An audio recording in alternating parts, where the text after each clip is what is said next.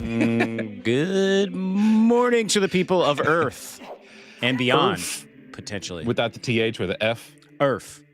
Earth. Earth. Yep. So, and potentially cyborgs and alien creatures that are also getting this broadcast. I don't know. I don't know if we go that far.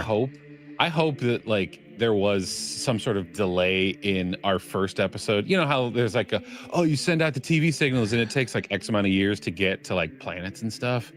Man, I hope that happens. And then I hope that the aliens that are on their way to our planet right now are just seeing our first episode that is hot garbage. And then when they get there, they still look us up because they want to like eliminate us or something. And then they see what we're doing now and they're like, oh man, these guys are like way better. I mean, I don't know, I guess. I missed all of that because I was messing with stuff. We had some technical difficulties this morning. Fine, folks. I'm trying to pull myself out of that headspace at the moment. Lee is in the chat, though. What up, Lee? Good morning, y'all. Good morning / afternoon, evening to you. No, Lee's on that Canadian time. He's on that Canadians. Canadians. It's right. So it's early, or is it late for you, Lee? I can't remember. Yeah, I mean, it's far too early for my brain to function. But 5 a.m. God love you, Lee. We really do. Yeah. That is fantastic. You know what I say to that, Lee? All right, let's do a little reveal here. We're gonna play What's in the Cup or Can. I'm lame and boring. I have my morning coffee, which I've been sipping on since I woke up, but I will also be periodically throughout this stream drinking a little Waterloo. Oh, yeah, okay.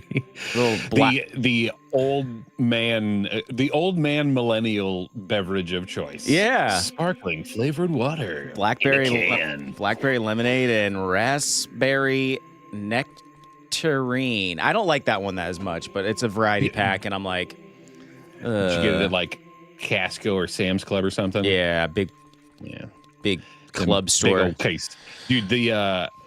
That blackberry lemonade though it's legit, dude. That's my favorite flavor out of those folks. It is legit. They have a good bomb pop flavor too. What's in your cup / can? Well, you rarely you rarely ever have a cup. Yeah, no surprise. Lost and Found Energy Blue Rush flavor. But I'm actually almost done with this, and on deck is the strawberry pop flavor. Nice. So you're going to double down. How much caffeine is in one of those? 150 milligrams. I don't want to know how many milligrams of caffeine I consume in a day, because usually I start off with one Lost and Found Energy and then dive face first into the fully caffeinated Gamer Sups flavor of the day. Hey, give Lee the elevator pitch on Lost and Found. Yeah, so Lost and Found Energy, I found them on TikTok and was totally sucked in, consumed by it. To me, this is the best tasting energy drink when it comes to the name. So if you like soda, if you like pop, this stuff tastes as close to a fully loaded soda as possible, but it only has 10 calories. And then, it's got all the other things. It's got the minerals, it's got the hydration, got the energy, got the taurine, no sugar added, no artificial flavors, no artificial colors. It's clear, which I also like that. I don't need stuff to look any sort of color. I just want it to be, it's in a can. I'm not going to see it. I'm not going to pour it into a glass like some fancy bougie asshole. Thanks for the subs, Semi-Preme. Yeah. Hey, what's up? Thank you. I've always said that about beverages. They don't need to put any color in them. There's no, Yeah, and then anymore, we also dude. got Al Soul X. Also subscribe. All Soul X. Thank you so much for the sub. All right. Hell yeah, dude. We are going to, Lee, he said that's one hell of a pitch. It's great, man. I mean, and if you're on TikTok and you happen to follow us or me, I have them in my showcase. I think I get like $2 or something if you buy through my showcase. Shameless plug, I guess. You don't have to, but it's good. You can also get it directly from their website. Mark Abello, thank you for the sub. All right, that is what's in our cups/cans. Go on over to Drew's TikTok account if you want to try Lost and Found Energy. Love the plug. You know what? I haven't done a video on that. That's the one of the one things that I have in my showcase I haven't done a video on yet. Do it. All right, we're gonna go into the intro video and then we will see you on the other side. I'm Seth. And I'm Drew. And this is Nerd Feeding the Nerd. Wow, way to start on a very dreary scene, Drew. Jeez, Louise. I know. All We the gotta life, get out of here. all the life has been sucked out of the market. Oh god, we gotta get out of here, dude. There's so many of them. Oh, we got Jordan. I had to change the chat. Jordan Fields, good morning, NLN. Good morning, Jordan. I'm 5 minutes late to that. One of the longtime OGs. Yeah, Jordan's been with us since the beginning, and we do appreciate your patronage. Listen, are you ready for the best darn morning of your life, Drew? Yeah, you know what? I'm not even going to try to be negative about that. I am ready. Good. I am ready. Good, because I got one heck of a show planned for us. We are going to talk about toxic traits. We are going to maybe joke around a little bit. In fact, I know there is no maybe. We are going to joke around a little bit. We are going to play some games. We are going to talk trash about modern movies and television. We might even get to read some online confessions that I was able to. This is my confession. Yes, that I was able to. I thought I said all I could say. My chick on the side says she got one on the way. And then I will do that again when we do that segment. Oh, please do. Please do. And then Lee said, I got a toxic trait to share. LOL. I love it, Lee, because yes, we are going to be talking and sharing toxic traits this morning, amongst other things. I think that covers it. Oh, other than if you are new to the channel and you've never watched us before, here's the deal. Drew and I have been best friends for well over a decade. We play video games together. We chat about useless crap.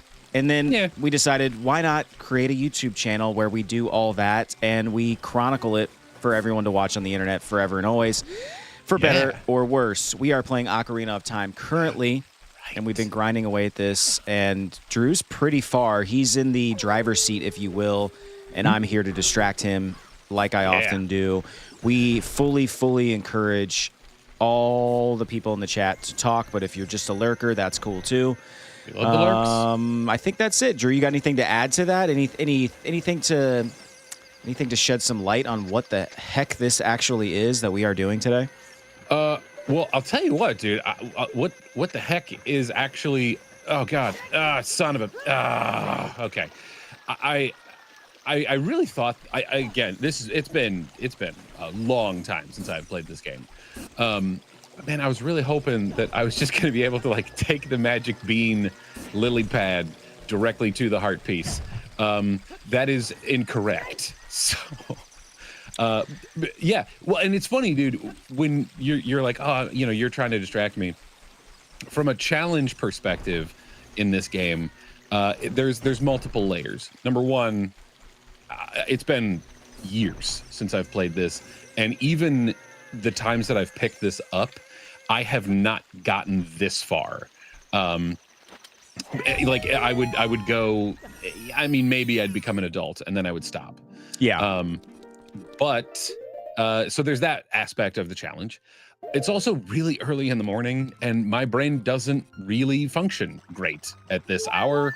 So not only am I trying to be entertaining, trying to play a video game, and also try to remember my childhood at the same time. That's like a challenge, right? It's like therapy meets childhood trauma meets nostalgia. We got a couple of chats here. Adam, Ocarina of Time is the best Zelda game, mainly because it's the only one I played as a kid. That's fair. Yes. No. Adam, nostalgia is a hell of a drug. Beyond the Darkness. Yo, what time is it for you both? It is 8 a.m. for me. 7 a.m. 7 for a.m. me. for our boy Drew. Central Time, dude. 5D, Yeah. brushing your teeth is the only time you clean your skeleton. That is true. That is true. Unless, unless you got exposed bone, and you're like dabbing the blood and viscera off. That's the only other time. Rarely is that going to happen for most people, though. Yeah. I've never had an exposed bone. Well, unless I was with my girlfriend. Whoa! You know what I say to that? I'm so bad at this. There you go. Yeah. Well, One of these days, I'll have a soundboard that I can control myself. the scariest fact is there's always a skeleton with you no matter where you go. Lee, that is Damn it. so All true. We are just a bag of bones walking around. And your bones are always wet. Yeah, dude, if you think about it, dude, your bones are dry bones. The only reason that dry bones song, whatever, it exists is due to the fact that it's like those are the exposed bones. There's no more meat. Gross. Our skeletons are wet, bro. Just think about that. Think about where your tongue is in your mouth, too, huh? You know what that reminded me of? There.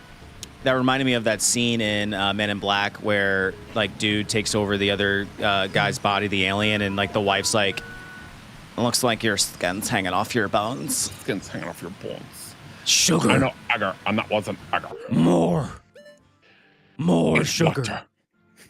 I know, dude. That is Vincent D'Onofrio, bro. Like that dude. Oh, such a good actor. Dude, he's Wilson Fisk, bro. That's Wilson Fisk. He was in Of Mice and Men. He plays Lenny. Why does that not surprise Look me? at the look at the rabbits. Left up, right. Pet the rabbits, Lenny. I can't. That book is effed up, but I like it. I read it periodically. Periodically. Adam, you reckon it's possible to replace bone marrow with jelly? Drew? I mean, fruit flavored jelly. No, it's gonna have to be human flavored jelly. Oh, which I don't like human flavored stuff. Okay, there are certain human flavored things that set it on my taste buds. You know what I mean? Lee said, sadly, I'm more familiar with Look at the Flowers in The Walking Dead. So am I. And I wonder if that was a nod to Of Mice and Men. I gotta believe that it was. Those people that write screenplays and stuff are so well read and articulate and whatnot, or at least I romanticize them in my head. I'm sure there's been some dummies that have written some great screenplays. Well, I mean, and I know that I think this is actually a very millennial trait in the writers community. There's so much like references and things. I mean, I started writing a novel that I don't know if I'll ever finish. But dude, there's so many references to stuff in there, and I sort of just assume that people are as brain rotty as me, which is not a good thing. It's probably why nothing will ever happen with my book, but it's fine because it's for me. Brain rot is running rampant in my house right now. All my kids and their friends just talk about brain rot. Like I've never heard them say that word until recently. And recently, Really? Yeah, like they're talking about brain rot. And the big one right now, Drew, you might not even be hip to this because you don't have any kids, but are you familiar with 6'7"? Yeah. Okay. Yeah, 6'7's all the rage right now in my house. Which I think that the one the kid that started 6'7" is dead. Whoa, that's heavy. Yeah, I'm pretty sure. I weird stuff happens to my TikTok feed when it's after like 1 a.m, and I started to get like to this weird section. Yeah, dog. Good job. GG. Where it was like explaining the tragic deaths of like meme people. I hate or shit like whatever. that. Yeah, I mean it was kind of nice. Like it was in a very like stick figure-y way. So I was okay with it. I was okay with it because there wasn't like gore. It was legit like just trying to explain what happened. Like the one gal who if you remember this one, it's kind of a vague one where like she's blowing out the candles on her cake and the friend like pushes her face into the cake and then she just stays there because there were like rods in the cake to support it and they went directly into her face. Yeah, dude, it's creepy, man. That's when like the cryptid stuff comes out. I hate it. And like, I don't know, man. I get the weird tingles. You know what I mean? Like not the good kind of tingles either. The weird tingles. I don't like to take life that seriously. Adam asks, "What is 6-7?" You know what, Adam? If you can figure that out, let us know because I don't know what it is. It's just this. It's like a stupid trend where kids just say 6-7. Well, yeah, Sensei is giving the real skinny. 6-7 is a meme from a Philly rapper named Skrilla, and it is from a song that blew up. Yeah. So, but kids are just saying it to say it. Like, yep. It's just like you just say 6-7. You'd be like if someone would ask you, hey, how many sandwiches do I need to make? I don't know, 6 or 7. You know, like, or hey, how would you rate this pizza? I don't know, a 6-7.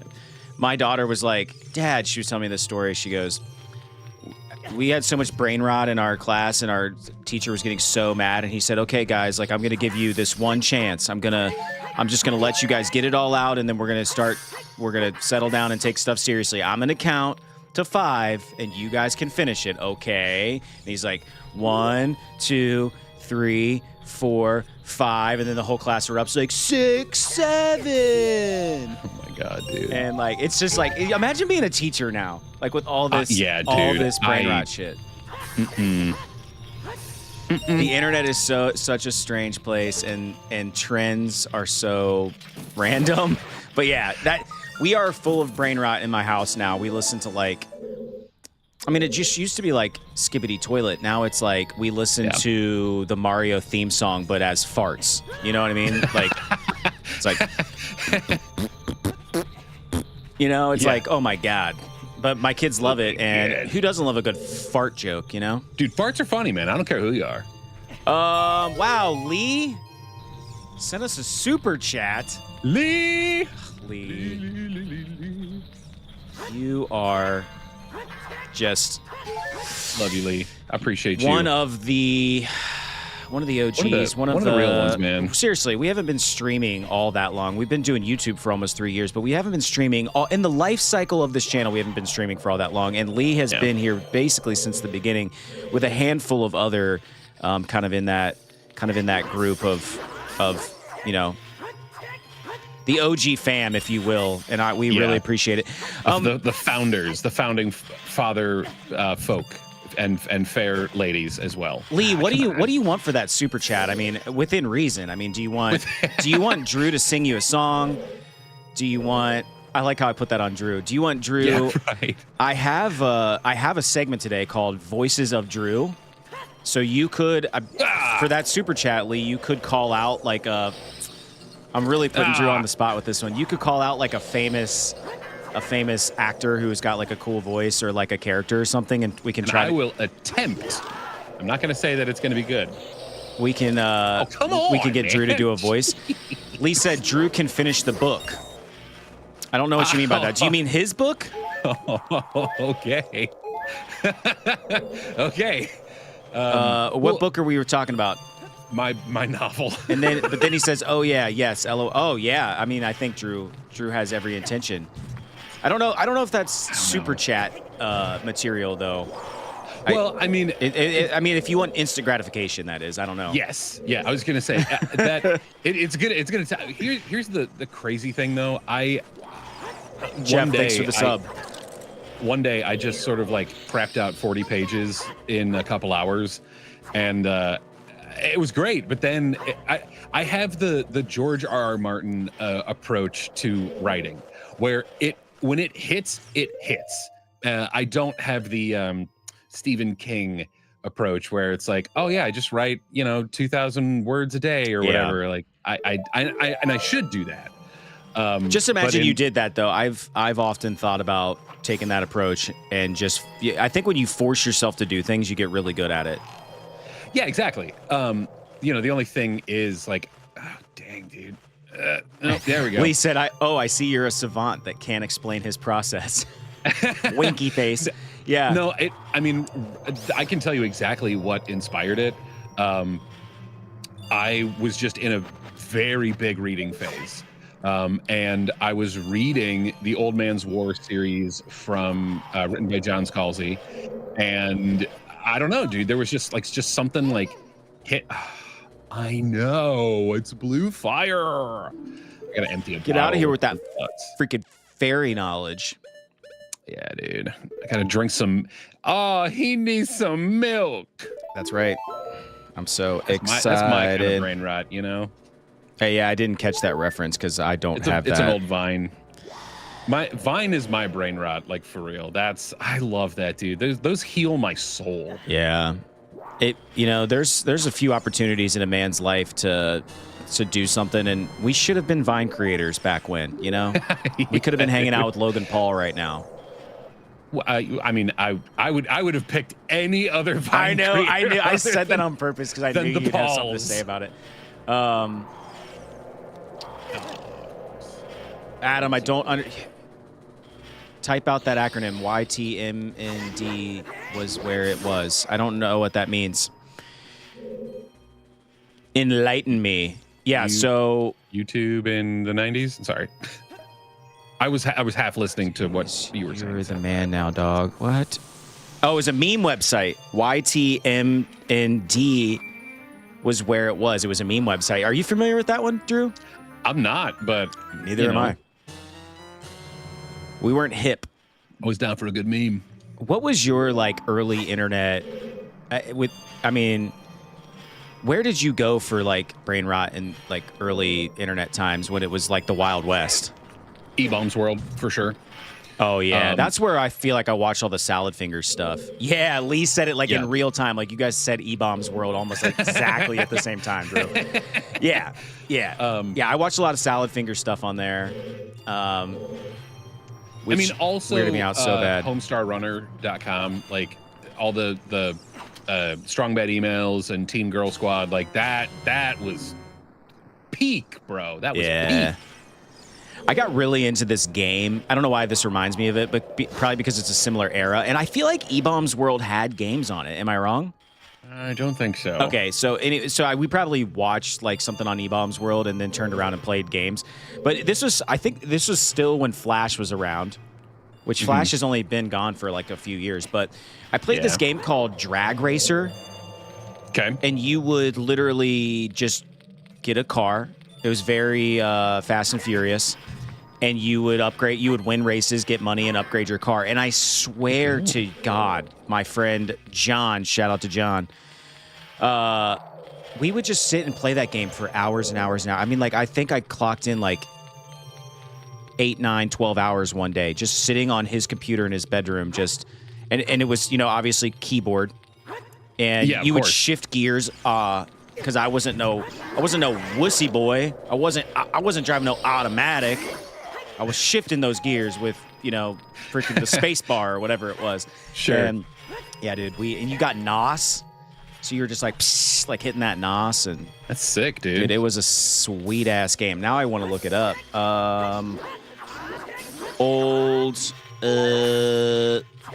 What did I say that it was old Flash game called Drag Racer. Let's see here. Yeah, dude. It's right there.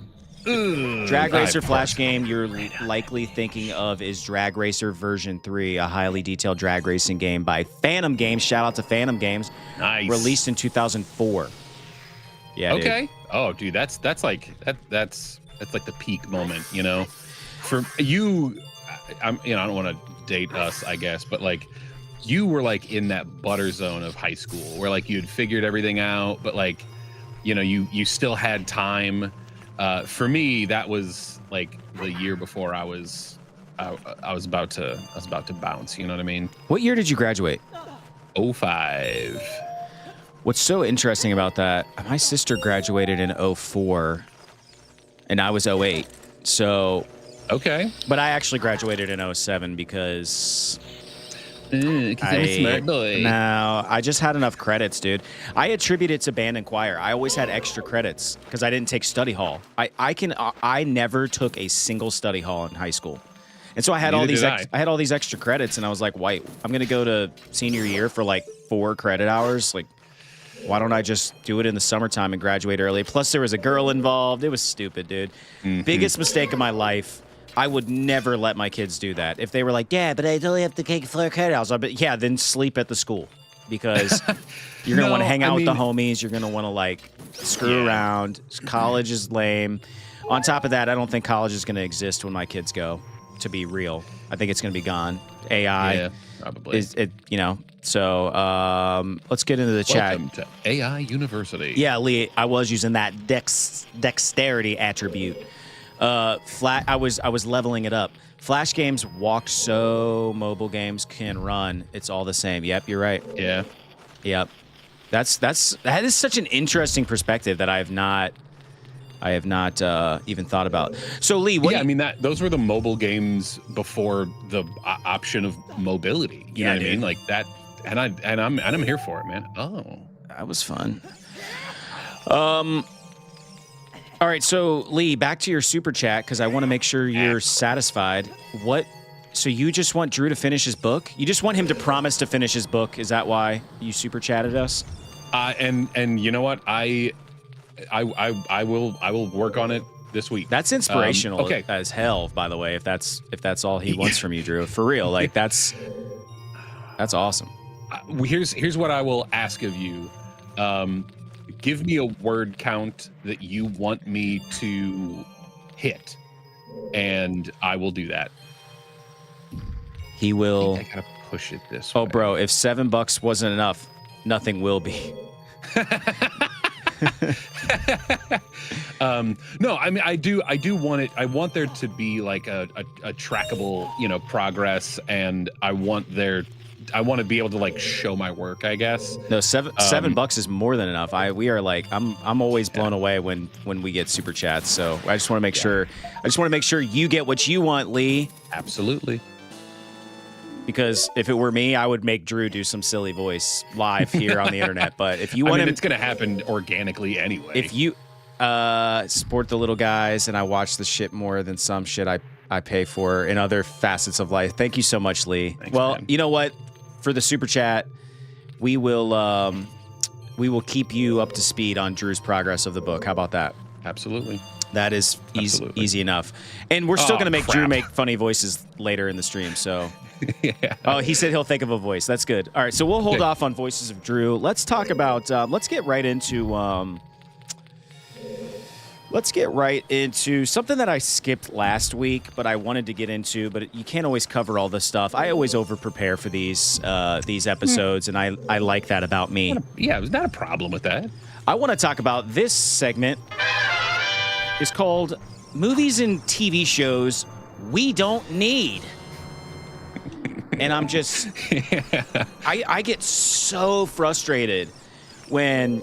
And dude, the internet is so full of like just fake news and fake headlines and fake, AI generated videos and shit. Dude. And I have to temper my rage at times, but it never fails. Someone will be like, "Did you know they're remaking The Breakfast Club?" And I'll be like, "Ah!" And then and Tom Holland's gonna be this, and it's gonna be Zendaya, and you're like, "Wait, no, that's just Spider-Man 5 or whatever." It's always the like Brat Pack 80s movies that people are like, they're gonna remake Ferris Bueller's Day Off. But even worse than that, in my opinion, and they're always fake, but and it's rage bait for people like me. But I think even worse is when they're like, did you know they're gonna make a sequel to Ferris Bueller's Day Off? And I'm like, why? Yeah. So, and I can tell you the plot if that was actually the thing. This is the plot. Coming this fall. You know him, you love him. He skipped school back in the 80s. Now he's got kids. And what are they doing? They're skipping school. It's Ferris Bueller's Day Off 2. It's like, ugh. And it's always them grown up with kids, and they do the same. It's the same hijinks and shenanigans of the original, but like shot shittier and with like this this filter of modern movies that every single TV Coming soon to Tubi. You're like, oh. yeah, dude. So anyway, I prefaced this curated list I'm about to go over by saying that I get really mad about this kind of crap because Hollywood has almost no just new ideas or very few. And when one comes around, I think that it's very special. We're not living in correct me if I'm wrong, chat. I don't think we're living in the renaissance of Hollywood by any stretch of the imagination. So yeah, a little bit more dark ages. So the first one that I'm going to bring up is The Paper. And if you're not familiar with The Paper, it is a spin-off show from the creators of The Office. Yeah. And apparently it's in the same universe. Oscar, our beloved, one of our beloved accountants, is in this movie as his office character.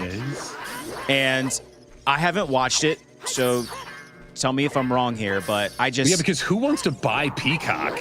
You know what I mean? I can't even... They've tried this. They've tried this crap before. First of all, The Office was in a completely different time. You could never make The Office today as written. People would lose their ever-loving minds over some of the jokes and comedy and stuff in it. And I just don't know how they're going to pull this off. And of course, dude, now I'm starting to see creators on TikTok and on YouTube and stuff. They're like, have you guys seen The Paper? It's so funny. And then at the bottom, it's like paid sponsorship by... Yeah. And it's just like, dude, give me some organic feedback on this show. There's 0% that it's good. I will die on that hill. I'm not against watching it if someone that I respect tells me that it's good. Like, no, dude, you really got to watch it. It's actually, I can see why you're apprehensive, but it's actually super good. Like if Drew called me up and he's like, man, I hate to admit it, I watched The Paper and it's really good. I think you would love it. By the way, if you don't watch this show with any regularity, you would never know that I'm a huge Office fan. Like, I think I've watched every episode of The Office like 7 times or 9 times. One of those times I watched backwards. I love The Office so much that I even like Andy's as the manager era of The Office. Spoiler alert. Yeah. Andy becomes the manager at a certain point. I like Will Ferrell in the couple of episodes that he was in it, and people freaking hate him and his character. So yeah. Anyway, I don't hate him as the manager. Okay. Idris Elba was my least favorite manager in that because of the reactions with Jim. Like oh God, dude, like, because you are Jim. Like you are putting yourself in that space. And dude, like, oh God, like you just cringe. Well, first of all, actually, Drew, he was not the manager. He was not the regional manager. He's above the regional manager. He was like he was a director or something like that. Sure. So he comes in and he took Jan's job, whatever Jan was. But he was busting balls on Michael. Michael and just Jim and everybody. Sorry, Lee. Lee's like, this room is sweet, and then I'm over here I'm like raging about The Office right now yeah, it is sick, dude. As you're in this really cool. Let's put that on hold while Drew plays the ocarina. Poorly. Yeah, this is that level of like 90s graphics where it's so cool, it's so simple. It's just a couple of layers on top of each other. Yeah. But it's just like, I want a room that looks like this. You know, I'm sure I would end up throwing up after being in for a couple hours, but like, you know. Well, the programmer for this was like, hey man, I just finished this room. Why don't you come check it out?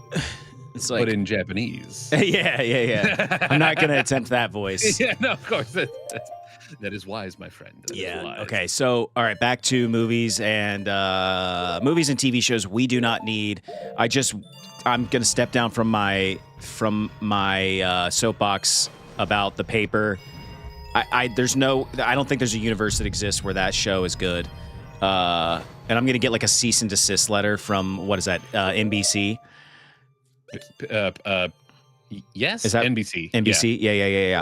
Okay, so all right, now I'm gonna this could be rapid fire. We could get into the weeds on this. I know you probably don't have much to say about this, but I'm sick of them making Avatar movies. I've said it before.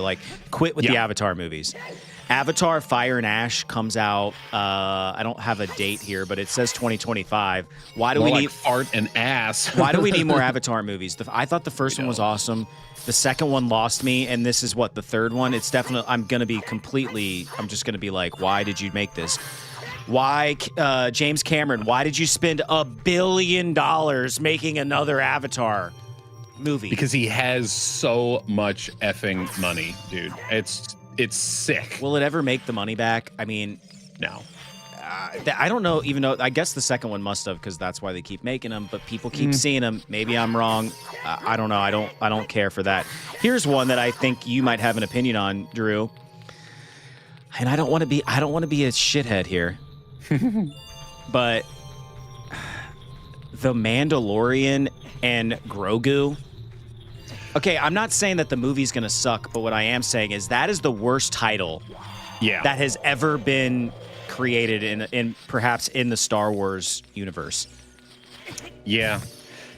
Well, and you know that it because of the massive success of Baby Yoda, and not even Grogu, like just the idea of Baby Yoda. Yes.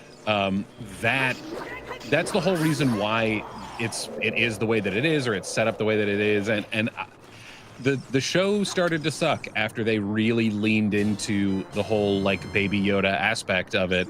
And again, cute, great way to get kids in, mighty merchandise character. Ugh. But it became less about real things and more about, oh look, it's eating a macaron, how cute. You're like, okay. That first season of The Mandalorian was almost perfect. It was dude. It was dark. It was gritty. Something wrong with me, dude. I swear to God. It was dark and gritty, and I like that kind of Star Wars. I like God, what's the other show? Andor. Andor's like that. It's dark. Yeah. I like that. Yeah. We can have lighter hearted Star Wars. Sure. I didn't watch it, but I thought it was cool that they came out with the whole kid version. Skeleton Crew? Is that what it was called? Yeah, I think that's cool. We can have different variant versions of Star Wars, and they all live in the same universe. I mean, bad stuff happens in the real world, good stuff happens in the real world. We can tell that story in Star Wars as well. But The Mandalorian, Absolutely. man, they had an opportunity to keep that one kind of dark, and it's just a shame. And honestly, the movie could be awesome. I'm gonna go see it, of course. It comes out next year, but yeah.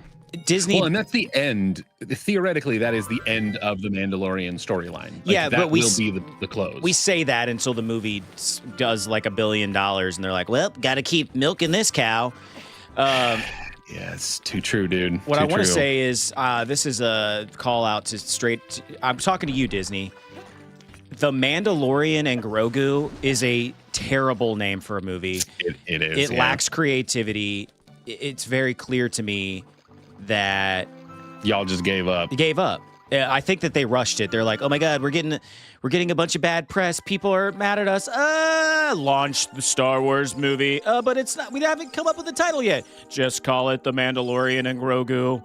Right. That's a great working title. Blue Harvest, I think, was the working title of A New Hope. He's unfreezed. That's not how you say that. I love it though.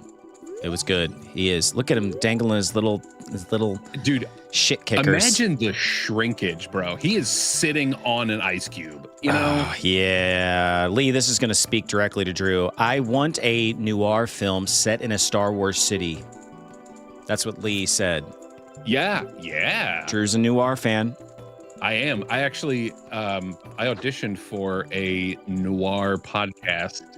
I turned everything in last Sunday, and who knows? They're going through everything now. Hope I get it. Hope I hear back before, I don't know, the end of the year. Before you make that stuff.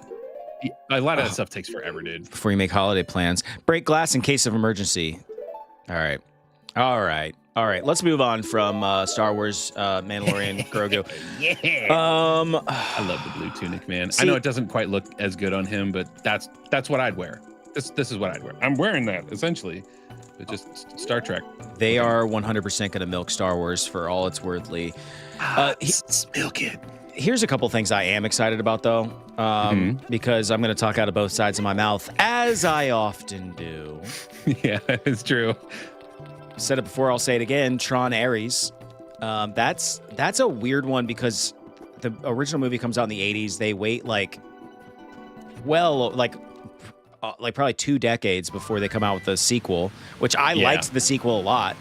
And then Tron Ares, at least the trailers look cool. Jared Leto's kind of a douche, but I'm still going to go see it in theaters because the soundtrack's going to rule, and I think that's going to be fun. The Wicked sequel, I don't think they needed to have 2 movies, but the first movie was awesome. I loved it so freaking much. And little Wicked side story the other day. Had a couple of people over from our family, and we were playing cornhole for you Midwesterners. Other parts of the world, it's called bago. Some people call it bags. Bag toss, yeah. You know what I'm talking about. So we're playing a little bago. We're playing a little cornhole, and we're listening to some music, and we're bumping it. We're having a couple of soda pops. We're having a good time. And, dude, Defying Gravity comes onto the playlist, and I'm not going to lie. I had no shame. Myself and several others in the family belted. We were, what's her name? Idina Menzel. We were her in that moment. And all the neighbors around got to watch us perform. And it was a vibe. So I'm a huge Wicked fan. I hope the sequel's good. But it could suck. Who knows? I mean, I'm sure. Okay. I could be wrong, but I have a feeling they probably filmed everything together. Yeah. So it should be like pretty consistent. I'm not going to say I refuse to see it. I am not actively seeking it out. You're not going to see it in the theaters. No. I wouldn't, just because they chose to take a 2-hour play and break it into two 2-hour movies. Is that true though? How long is the original? I have a feeling the play's probably like 3 hours. You know what I mean? But you can't like, you know what I mean? Like you can't just add crap. You know? I don't know why I ever doubted you. It is 2 hours and 45 minutes. Yeah. So yeah, you were right on the money. Let's talk about. Here's another one that I just think is dumb. I don't even know if I didn't really even see did I see the first one? I don't know. But why is there a sequel? Now you see me, now you don't. Like, dude, there's been like hella sequels to that. Really? Pretty sure, sucks. yeah. That sucks. I don't know why. That. Yeah, there's like I think that's like the third one, if I'm being honest. Shrek 5. Why? Yeah. Why, dude? I don't need it. 3 made it really Shrek itself, you know? So yeah, dude, I love when there's like a lost sequel in the mix. Like I always feel like Toy Story 2 is a little lost in the mix. I like it because it's when they introduce Jesse and Bullseye and the Prospector and yeah. But I do like Stinky Pete, man. It is my least favorite of the sequels. The Batman Part 2 is coming out. I'm here for that. Like I do think that's going to be good. Did you just open your second energy drink? Yeah, it's getting bad, folks. It's rough out here on the internet. Drew is onto his second energy drink. What? Dog. I played the Scarecrow song poorly. I played the Scarecrow song poorly. I'm only going to pick a few more here because this is starting to lull a little bit. But I don't know, man. Like Predator Badlands, like quit making Predator movies, quit making Predator shows. Although I heard that one show is pretty good on Hulu. I haven't watched it myself, but Jesus, man, what the heck? What? I'm trying to. There's a you could get like a Scarecrow up here. You know what I mean? And I'm trying to like. You know, dude, sometimes when you react like that, I think that what I just said was inappropriate in some way. Like it literally, it's as stupid as it sounds. Like in my head, I was like, "Am I not allowed to say predator? Like, what the hell, man? Like, it's a freaking movie." No. Well, but I will push back a little bit on that because, like, Predator is like a classic horror monster thing. Oh, screw this, dude. I'm out. F this ish, I'm out. I'm intrigued by this one. Street Fighter comes out in 2026. Not sure. Yeah. Also, another Mortal Kombat. I think they're getting back into the day of the games, the fighting game movies, and Yeah. you know. Oh, I mean, crap. here's the thing. All right, we talked about at the beginning. I don't want to wrap this up, but Avatar. Hey, Rick. Avatar, there's one coming out this year, Fire and Ash. Then there's one coming out in 2029, which is Avatar 4. Avatar 5 is slated for 2031. Stop making Avatar movies. Stop. Yeah. Like, or at least like give it some time. Don't just say like, hey, we're gonna make 8 of these things. Like, no. It's been long enough. I wasn't taken with the first one, and the fact that they just keep pumping these things out, I'm just like, gosh, I mean, please stop. here's a forgettable film, but I think you might take interest in, Drew. It is called Good Sex. It's slated for 2027, starring Natalie Portman. Interesting. Is that like a when she did that one with Ashton Kutcher, Friends with Benefits or something? I don't know. It's a rom-com for sure. I mean, okay. Mark Ruffalo is going to be in it as well. Who? Mark Ruffalo? Is that his name? Oh, yeah, Ruffalo. Ruffalo. Mark Ruffalo's Buffalo flavored Ruffalos. I'm waiting for that product placement. I freaking want it, dude. I want it. Yeah, I don't know. I'm here for Natalie Portman though. She is a Portland, Oregon. Portland. Yeah, she's an old crush of mine. We go way back. Dude, she's a peach, bro. She really is. Last thing I'm going to mention: the Stranger Things is coming to a close. Yes. What if finally? And I'm ready for it. Man. Yeah. Like it's been honestly, I think it's been far too long for them to like. I'm fine with it because I want it to be good. But I'm like, I don't want to wait anymore. No, and I'm just going to call it. And this is the hater in me. Mm-hmm. When their careers ultimately slow down like 20 years from now, and Millie, Bobby, whatever, it needs like she's like, she's not getting like that top billing anymore. They'll bring Stranger Things back, and they'll be adults, and they'll have kids, and their kids will get into the Upside Down, and it'll be this whole new series. Guarantee it. I'm calling it right now. I mean, I think she has a lifetime contract with Netflix anyway, so of course they're gonna milk her for all she's got. Ooh. Lee says you need the long shot, Drew. Yeah, it needs to be longer. Story of my life, dude. Story of my friggin' life. Well, and dang it, I hate that. I hate the fact that Nintendo has to be different with their damn button scheming. Yeah, dude, I saw a YouTube short the other day, speaking of Nintendo, and this guy goes off on like a tangent about how the N64 sucks. He's like, listen, it's nostalgia, guys. Like, he runs, so it was a teacher, and he runs, to give it some context, it was a teacher, and he runs like a gaming club, and he sets up like retro systems, and they get together and play games and stuff, and he's like, the Nintendo 64, I hate myself. the kids never play it. He's like, doesn't matter if I put on, he's like, he said we had a Mario Kart day where basically I had like all the systems with various Mario Karts, and he's like, nobody played the N64. Which is really the best one. I like it the best. I don't know, man. It's like, it is. If I had to choose between SNES and the N64, I would definitely choose Super Nintendo.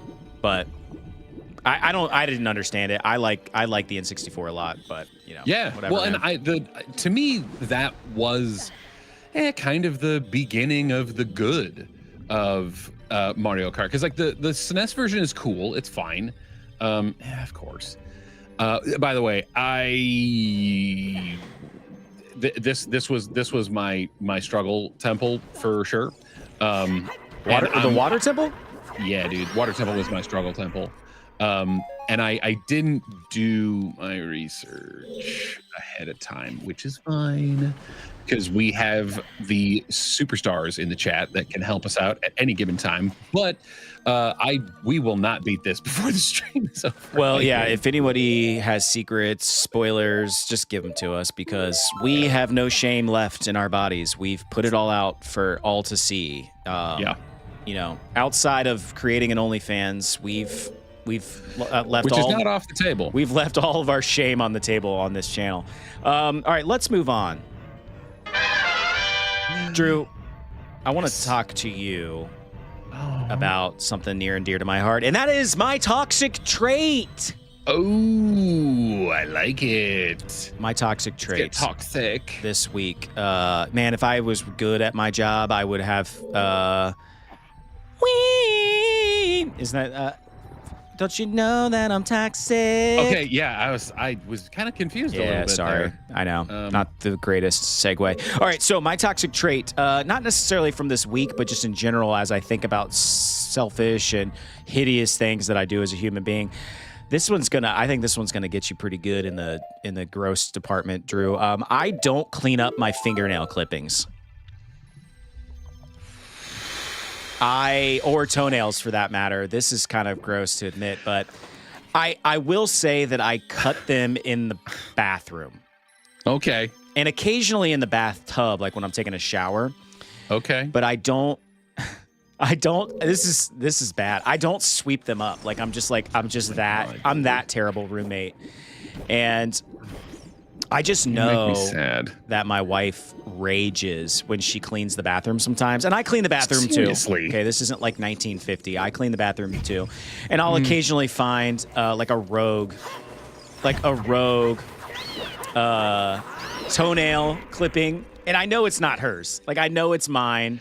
Yeah, of course. And it's like when you like pee on the toilet seat and it gets down between the toilet seat and the actual toilet, and then you go to like actually clean your toilet and there's like, you know, caked pee on there and you're like, well, you know, the wife didn't do that. Like that. Yes, that's true. That is my piss. Like that is mine, and I deserve to clean this toilet. I deserve everything I'm about to get from this terrible experience. And it's the same with these fingernail clippings. And yeah, it's bad, man. Like I don't know. When I was growing up, we had this really cool contraption, and this would have been the 90s, so we were ahead of our time for having this.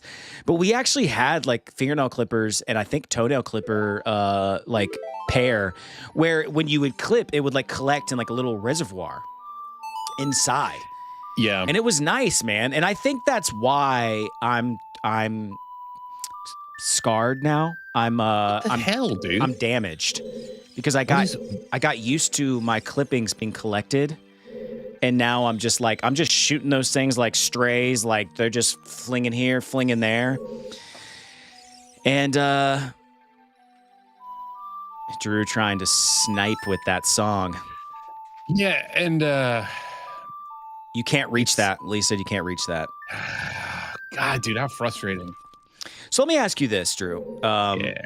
We're roommates in an alternate universe, and I'm clipping my toenails, and you're having a conversation with me. It's kind of weird. You're like, well, why is he clipping his toenails in front of me? It must be because we're close and he loves me.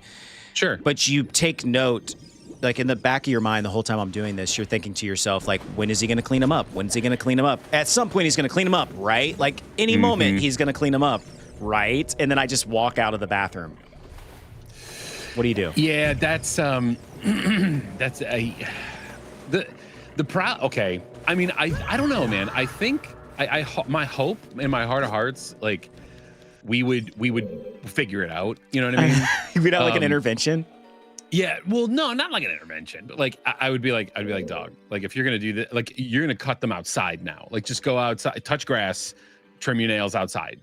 Because the worst thing is when you get like a rogue one like caught in your foot, dude, and it just machetes its way into your skin, and you're just like, oh no, it's the worst, dude. It's the absolute worst. Yeah, it's not great.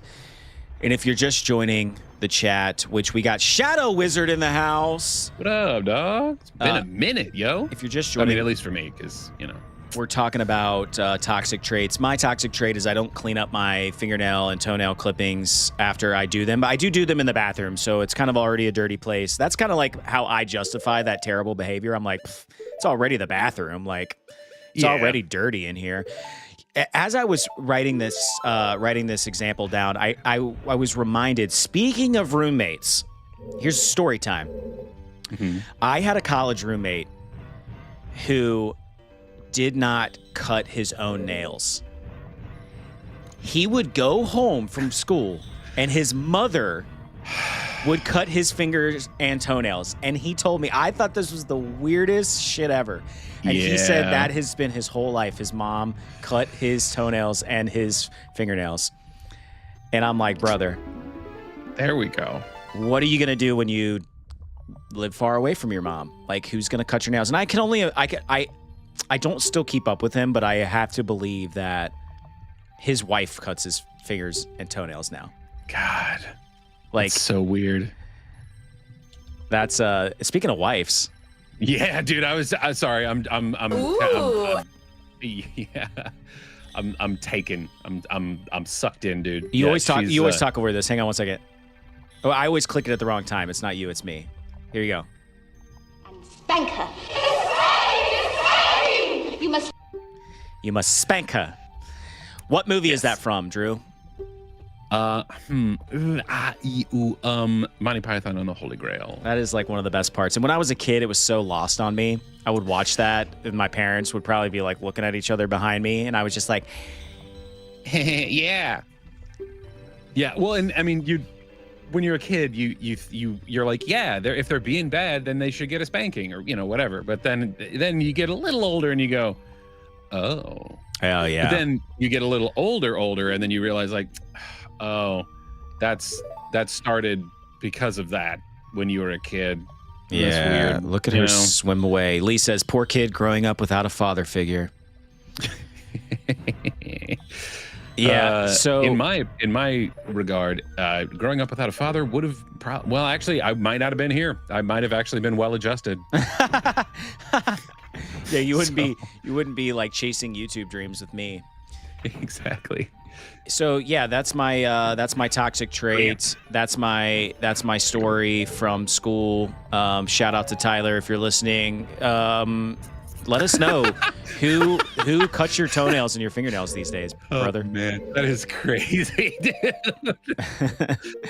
But I loved him anyway. I loved him just the same. Sure. Yeah, dude. I've got other stories, but I'll have to tell you offline.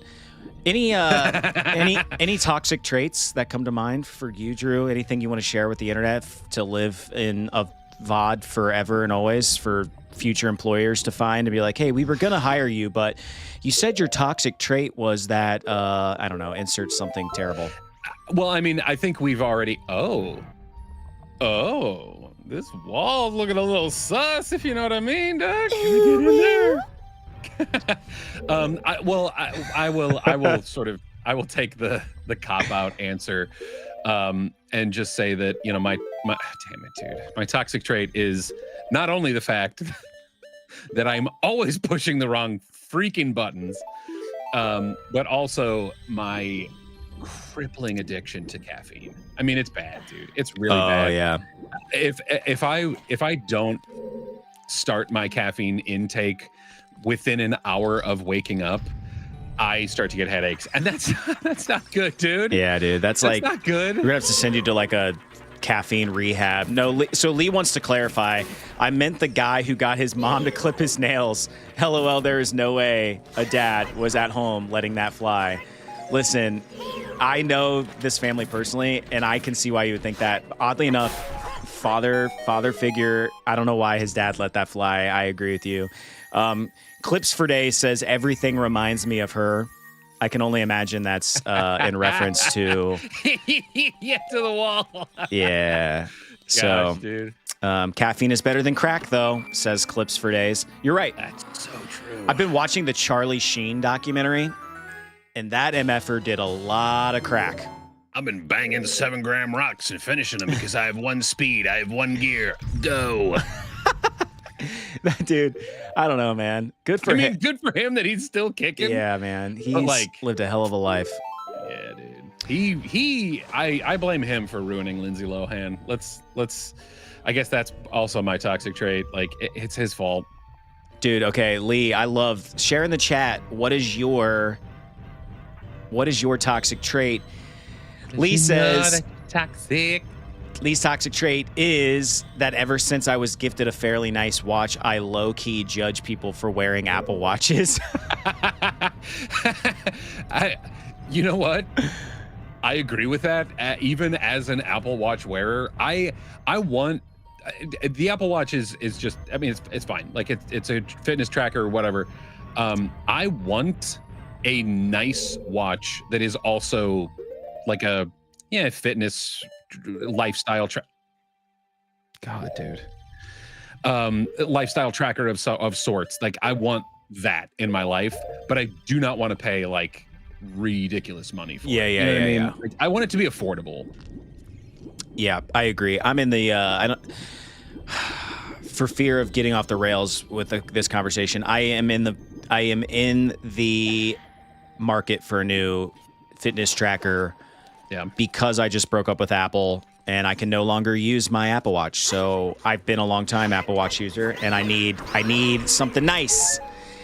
And I've actually bought a couple, had to return them because I have tattoos on my wrists and they don't want to, like these cheaper fitness trackers don't want to work through my tattoos, which my Apple Watch always worked. And people have problems with this apparently. I never have. Wait. What was in the chest? Dude, okay. The map, I thought. Just spaced the hell out, bro. I swear. Oh my God, dude. This clearly something is up with me today, dude. I think it was some sort of map looking. Key. I thought it was some sort of map looking thing. Oh, maybe. Oh, dang it, dude. It was the map. Ugh. Clip for days. Okay. Bro's been winning though, in reference to Charlie Sheen. Absolutely. Seabass Collective, Tiger Blood. That's right. It's actually been a really great documentary so far. I didn't know that much about Charlie Sheen's life, and it's pretty, God love his father, Martin. He's still alive, by the way. Dude is still kicking. And, I think he's really tried to help Charlie out a lot. And I think that's, as of parents, that's wholesome to see. Sure. He's a saint really at this point for all the bullshit he's dealt with his son. Then you got Emilio, man. He had to be the oddball, man. He didn't want to take that Sheen last name. But I do love me some Emilio Estevez. Yeah, dude. I wish he was in more stuff. And I know that it's not that he's not, I mean, he's like the best actor ever. But it's he had his dad, so not Martin Sheen, but the other Estevez or something or uncle. I swear there's another Sheen or Estevez that did like a bunch of really bad B movies. He's in this movie, I think it's called Werewolf. And it's bad, dude. It's bad. He's got an older brother that looks like them, but I didn't recognize the name from movies or anything like that. He'll forever be Coach Bombay for me. Oh, of course. Like quack. But quack, don't you want to see quack, Coach Bombay quack. in other stuff? You know what I mean? Like I do. Yeah. You mean like the actor? You mean him, Emilio? Yeah. Or you don't mean that stupid? You don't mean that stupid spin-off show that they came out with that I never watched, the Mighty Ducks show? No. I mean, no thanks. Unless you want to like, I don't know, create a Mighty Ducks cinematic universe. I don't know. Listen, I don't know if I'd like that actually. I want a Mighty Ducks jersey. Like I want like a nice, like a legit. Yeah. Yeah. Apparently, where did I look it up? They don't make it anymore, but I think they sold them at like the Disney store or something for a while, like a really high end one, and they sell on eBay for like stupid amounts of money. All right, that's my toxic trait. Drew, yours kind of sucked this week. I'm gonna tell you, I need more info than that next week. I'm gonna challenge you. I need you to tell me your deepest, darkest Secrets. Well, and this is not to like cop out or whatever, but this week has been rough, dude. The reason why I am just floundering right here right now is solely, dude. I'm exhausted, dude. I'm just exhausted from the week. I was with my boss for a couple of days this week. Ugh. I had an important-ish meeting that I don't even know how it went. You know, I have no idea. And that's not great. You know, it's never good to not know what is actually going on. And I keep pushing the wrong button every single time, dude. I swear to God. And I'm lost already. You know what's not great? And at any point, you just let me know if you need me to look up. Lee, shots fired. He said, "This is what 7 Canadian funny bucks gets me, huh?" Yeah, I know. Yeah, I'm sorry. You know what, Drew? You know what, Lee? Are you not entertained? All right. I'm gonna eat yogurt. I mean, I think people would pay big money on OnlyFans to watch me eat yogurt on camera, but that's just me. I don't know. There would be a group of people that would enjoy that. What is that fetish called? Like, yogurt oral phonics? Did you know there's a fetish where it's called like giant something or another, where like basically they make the girl look like she's a giant. She's like stomping on like buildings and stuff, and people pay to watch that. It's called something like it's called giant something or another. Okay. It's super niche, obviously, but a comedian was talking about it the other day. I'm like, wow, sounds like something I would never watch, but I should tell Drew about this. I would watch it out of curiosity. You know what I mean? That's so true, Lee. ASMR, I think, is a low-key audio fetish that we normalized. Yeah, absolutely. Absolutely, dude. If you need me to look something up, I mean, you'll have to articulate it to me, but... Yeah, I'm eating yogurt this morning, a little Chobani. It's good. It doesn't make the mouth noises that I hoped it would make. That would like... Dude, I'm already getting queasy. I just want you to know. I'm already getting queasy. Just imagine me eating this in your ear and touching your belly button. Oh, God, dude, that is... I looked up and saw you gag. Oh, God. By the way, Drew hates I think when that's people... my nightmare, dude. It's like legit my nightmare. Drew hates when people touch his belly button and it makes him throw up. Yeah, it does. That's a true story. And what sucks is I lost some weight and now it's harder to clean. I know that's so much TMI, I guess, but like, anyway, it's not great. I always get a little lint in the belly, you know? It's not... Well, we all do. It's not cool, you know? It's not one of my finer moments. Lee, you got to go back, I think, like the bottom and float back up. Yeah, I think I gotta... Oh, look at that. I think I gotta do a Triforce something or other. Because I gotta change the water level. Yeah. Now we getting some toxic traits. That's what Lee wants. Give it to him. Yeah, we have lint in our belly buttons. Drew doesn't like his belly button touched. Now, does it make you throw up when you touch your own belly button? If I know that I'm going in, it's not as bad, but it's almost like have you ever like put a cotton swab like too far in your ear and then you end up coughing? Yeah. Okay, it's like that. Like if you hit the wrong spot, it's a like that happens, dude. It's Yeah, that's very interesting. Very interesting indeed. Have you ever had your ear? This is getting weird today. Have you ever had your ear canal scraped? No, but dude, It's satisfying. that is a Japanese thing, Yeah. like for real, and I want that to happen, dude. I want to be in a relationship someday where they just want to clean my ears, bro. Like they just want to do that for me. That is kind of hot now that I think about it. No, I went to the I've gone to the ear, throat, and something doctor, whatever those doctors are. ENT, ear, nose, and throat. Yeah, for something I don't know why. No, I know what it was. I got fit years ago.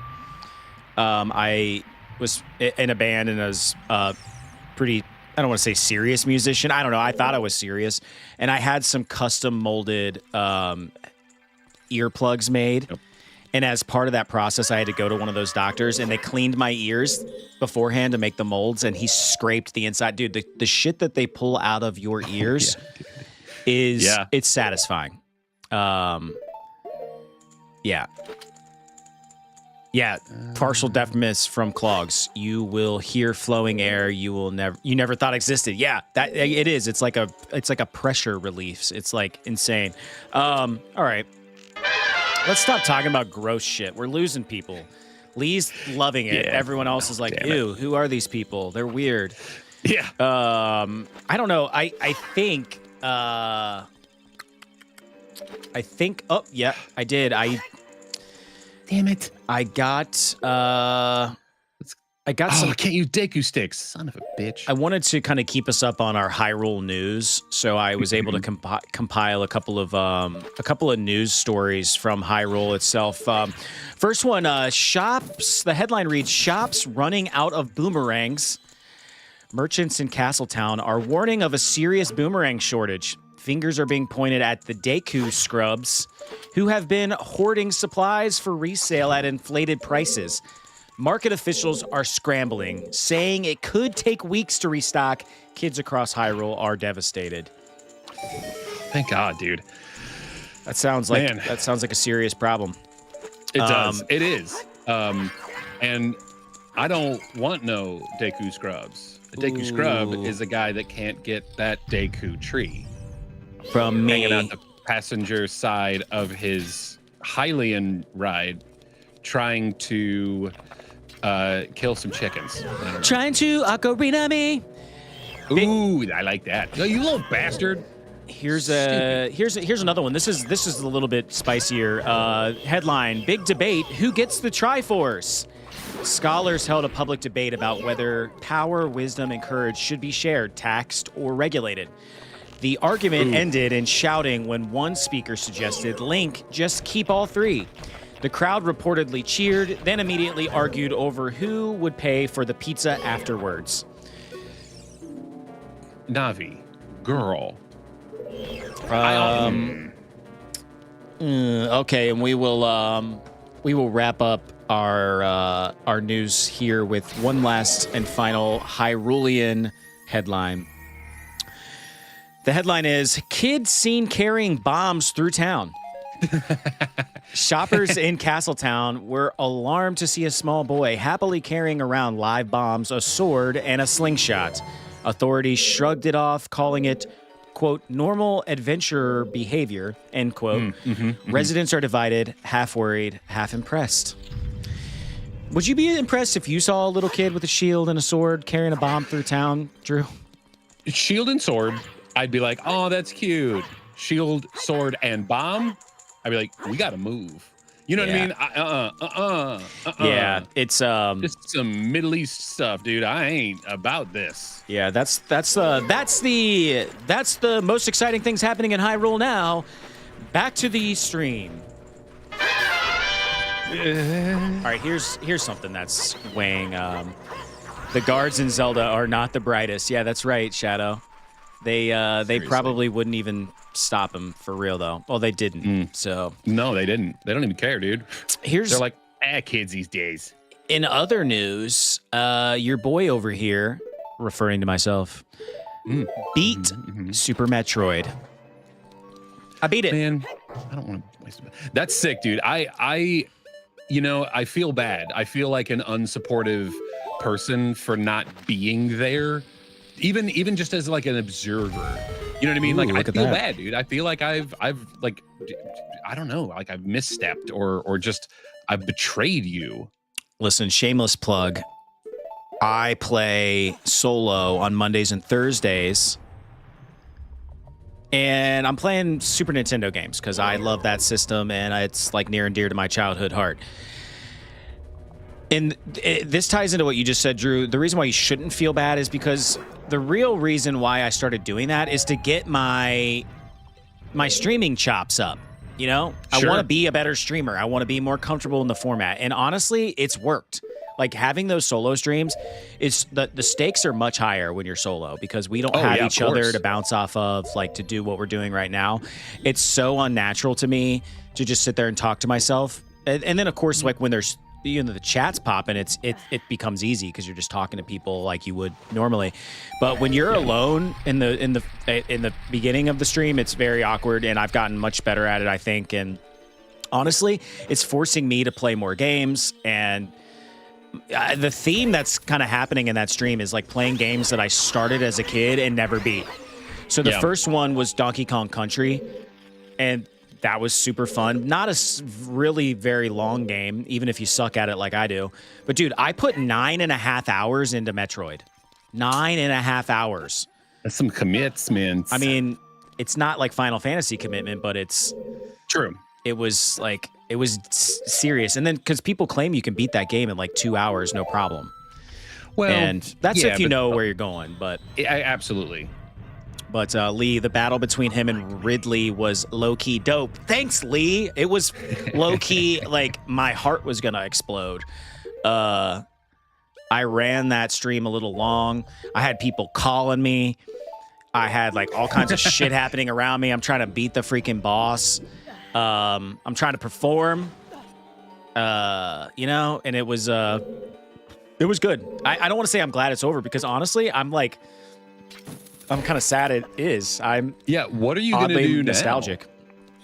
Well, that's something that I want to talk about. I've got some stuff for fear of saying too much about my personal life, potentially. I've got some things going on next week, but I'm still going to stream. But I'm going to try out. This is definitely not going to be the norm, by the way. I'm going to try out, I'm going to do a little IRL stream next week for my 2 days.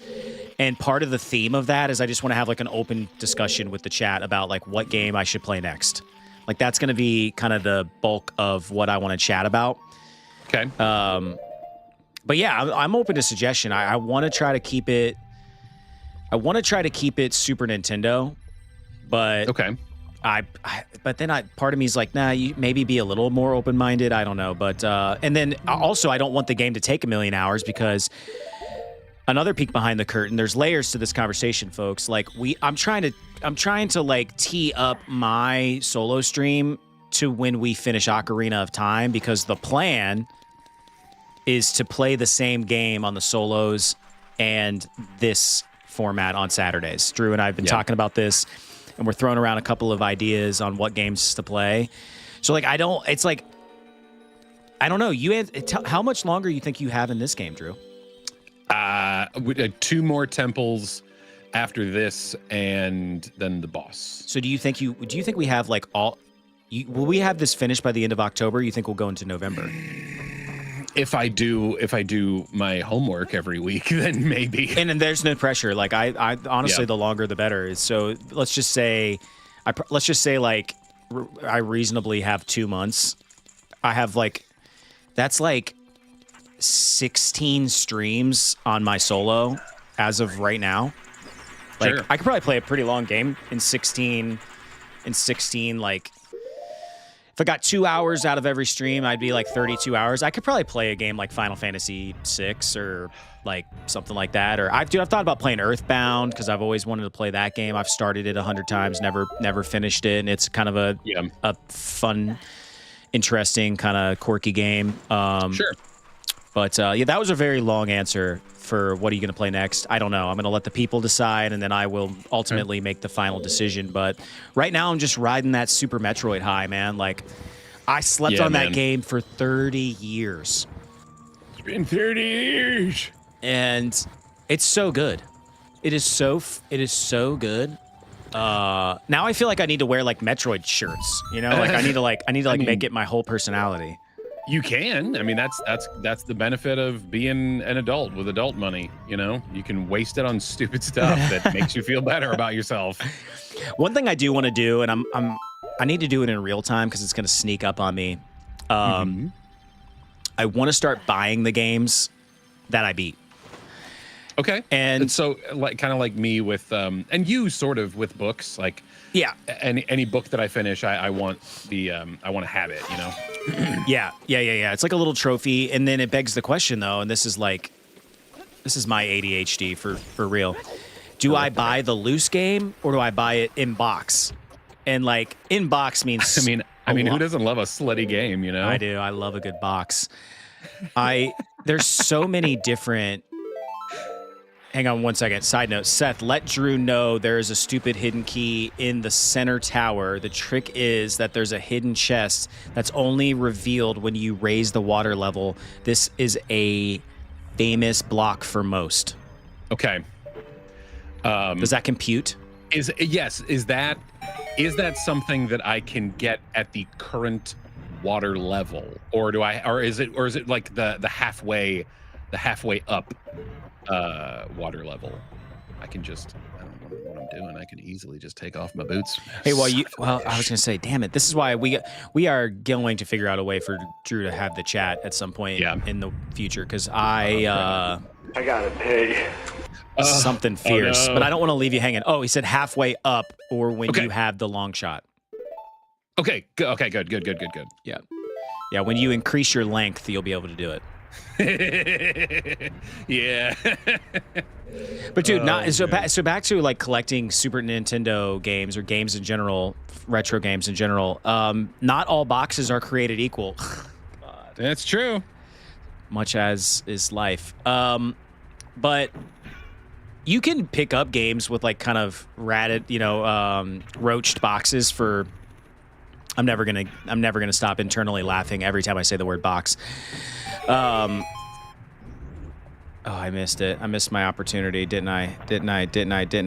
Why can't I find it? I'm not gonna find it. All right, what's in the box? I missed What's in the box? Missed my opportunity. But yeah, dude, you can get like a roached box Donkey Kong Country for like $40 with the game, obviously. But dude, sure. Super Metroid. No, it's okay. I got a fairy. Oh yeah. But Super Metroid with box, you're looking at like $250. And just a loose game is $90. So it's expensive, man. When you start getting into these beloved games like that, it is a pricey thing. And are you okay with just a remade box? You know what I mean? Like, are you okay with a reproduction? That's of it? $1 million question. Some sellers on eBay will give you like, do you remember those like clamshell protective cases? They will give you one of those with it with like a repro insert. And that's kind of cool. That's kind of satisfying, and it's cheap, you know. $90 for a Super Nintendo cart is a lot, though, in my opinion. Like, yeah, just the loose cartridge. Unless it's like very nostalgic for you, you know. Yeah, Lee, they display nice without the box, in my opinion. I agree. That's where I'm like so torn. I'm like, am I gonna regret this later in life? Where I'm like, man, I really wish I would have got all the boxes, and then I gotta like buy like boxes by themselves. I don't know, dude. I don't know. Yeah. Why am I overthinking it? Just buy the freaking game and enjoy it. You know. Yeah, and figure out a way to like display it in a fun and interesting way. If you want, dude, I'll 3D print something for you. Just give me the STL file. Yeah, dude, that's cool. I like that. It is, but I'd rather own history than pay $90 for Borderlands 4. Whoa, seriously. Shots fired by Lee. Well, and if you need to pee, like you can go. Yeah, you guys talk about Borderlands 4. I'm sure Drew just played it recently, and he can give you his. I did. I gotta pee. Yeah, I'll be right back. Yeah, go for it, bro.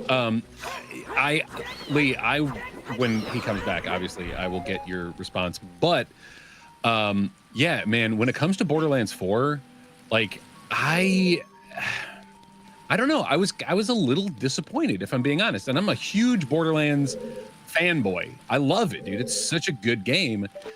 There's something about the, I don't know, like the open worldness of it that it's very, I mean, it's kind of hard to say. Like, it doesn't feel like Borderlands Adventures in Space. It feels more like Borderlands Breath of the Wild, because you can go and like collect different things, and I'm just like, I just want more quests. Like, I played for 8 hours last Saturday, and I feel like I got nothing accomplished. Like, I feel like I don't know what the hell is going on from a story perspective, and that kind of bums me out, you know? Like, I want it to be, I don't know, I want it to be more like the older games. And I know that's me just being like, oh, I want it to be like I remember. But it's not hitting the same as it used to. You know what I mean? And that makes me sad. Like, for real, makes me sad. All right, I feel so much better. Lee said, I heard it felt off, like it plays wrong or something. Yeah, absolutely. Yeah, it's just, it's not, I mean, there's kind of like a linearness to the previous games. You're on a main story, you're going through quests, there's some side stuff that you can do, but for the most part, you're not getting distracted. I'm so distracted. And there's there's too much. There's too much going on, and it honestly, it kind of pisses me off. I'm still gonna play it. I'm still gonna beat it. I'm still gonna platinum trophy it. But also in that same vein, played for 8 hours or more, got 1 trophy, and it was because I got to level 10, and it's like, what? Where's the story-driven trophies? Where's the, you know, oh man, you finally got to Pandora or whatever? Like, come on. Yeah, it's almost like they're limiting trophies now, where they're not just handing them out. Isn't that the millennial in us though? Like, don't we just want like a trophy for everything? Is that what they used to say about us? We used to be the soft generation, and now you know, we're starting to get our street cred up with the boomers. Starting to get our flowers. Yeah, man. Yeah. People are, yeah. Lee said he's probably gonna own it for like a year from now. We old men yelling at clouds. Mm-hmm. we like a list-based task. That's right. I mean, that's true. The reason why I like you know, games with trophies is because I want clear expectations. I want to know exactly what I got to do to make it happen. I'll make it happen. You just got to tell me what to do. I am very bad at making decisions myself.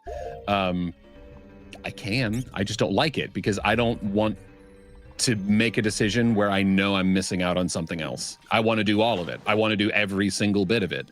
When I was going through a voice assessment for, like, kind of to start my schooling for voice acting, like, they were like, what do you want to do? And I was like, everything, all of it, everything, all of it.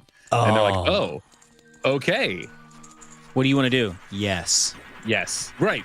I want to not have to do my job anymore. I want to do this as a job.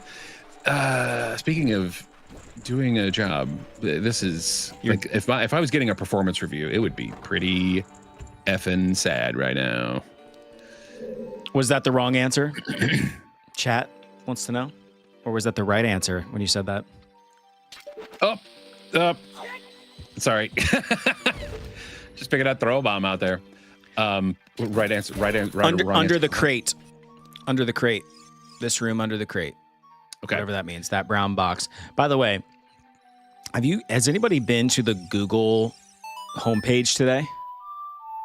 No, I do not go to the Google homepage often. And why would I at 6 a.m? That's fair. It's super nostalgic. Honestly, like, I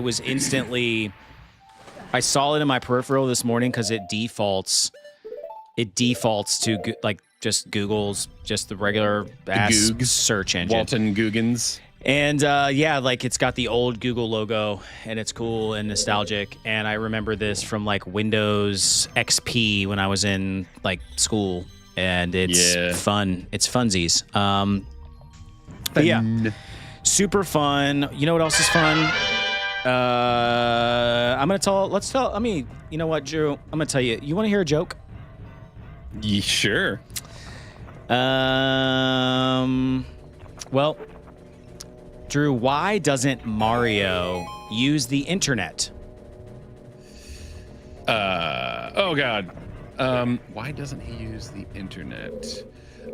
Because Nintendo has sucked him into the Nintendo Online Store plan. Into the terrible DS browser. No, it's because he's afraid of browsers. Yeah, I like that. What the hell, dude? What's happening? What is happening here? Jesus, creases. I told my lemon squeezes. I told my computer a joke once. Now it has a bite of humor. Just a bite. Why don't I have put up? Shh. Thank you. Yeah. Thank you. Yeah. Thank you. I used to be addicted to the hokey pokey, but I turned myself around. Yeah, I know that one. Let's get a couple of more in here. I only know 25 letters of the alphabet. Alphabet. I don't know why. Yep. I don't trust stairs. They're always up to something. Or they're always down to something. They're always down for something. I burnt my Hawaiian pizza last night. Should have cooked it aloha temperature. Should have cooked it at aloha temperature. Sorry. Yeah. Well, that's also reminding me of the if the people who live in Hawaii can't laugh really loud. They can only give you aloha. Boo! Yeah. How do you organize a space party? You plan it. All right, one more. This is the worst segment ever. Why did the math book look so sad? Because its ex-wife was cold and calculating. Because it had too many problems. Bro, same. Wow. Well, that was lame, but lamer than FDR's legs. oh wow. Too soon. Wow. I know you don't get that reference. I don't. That's fine. That's don't fine. get It's it. Family Guy, early Family Guy. I do want you to though. How do we do this? How do we do this? I want to know what you're thinking. I do want to know what you're thinking. I want to hear it. I want this segment to go viral. This is called Voices with Drew. Oof. And I wrote down, have a conversation between Gandalf and Gollum. Okay. Would you be so kind as to give me just sort of like a reason for the conversation? Okay. You know? Yeah, I will. Just bear with me for a second. I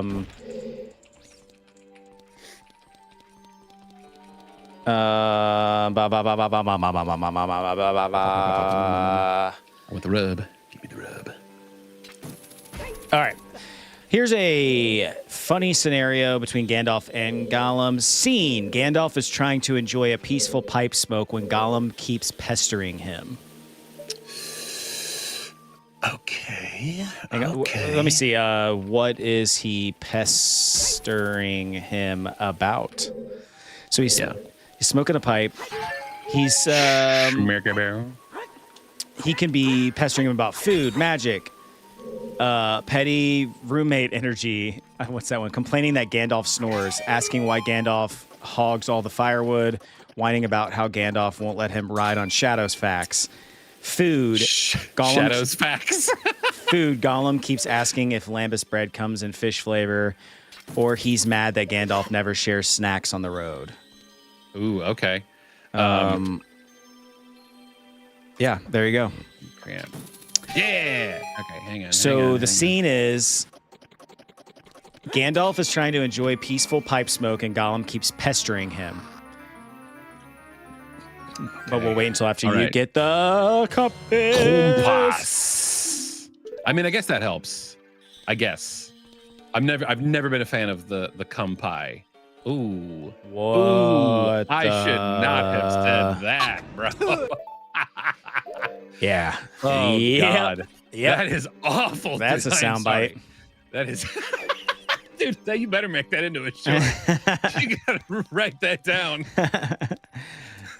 Oh my God.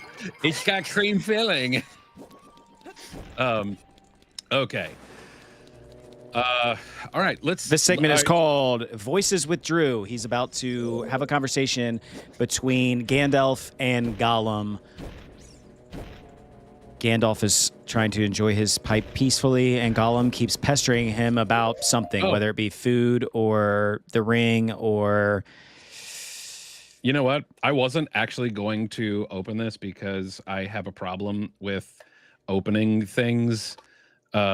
But because of the chat, I'm going to do it if I can. What are we talking about? Because well, I can add a prop to this scene. Hang on.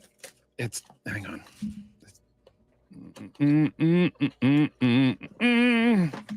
Oh God. Show it to us. Aha. Oh, there it is. There it is. This is one of those things that like Gamer Sups makes. And my toxic trait is sometimes I just like grabbing crap that I will never ever use, but I'm actually using it today. Hold this thought. Lee, I missed this setup. What is the segment? The segment is Voices with Drew. He's going to have a conversation between Gandalf and Gollum. And it's going to be awful. I just want everyone to know, lower your expectations. Gandalf is peacefully smoking his pipe, and Gollum is bothering him in some way, shape, or form. In some way, shape, or form. Okay. Drew has a prop as well. There it is.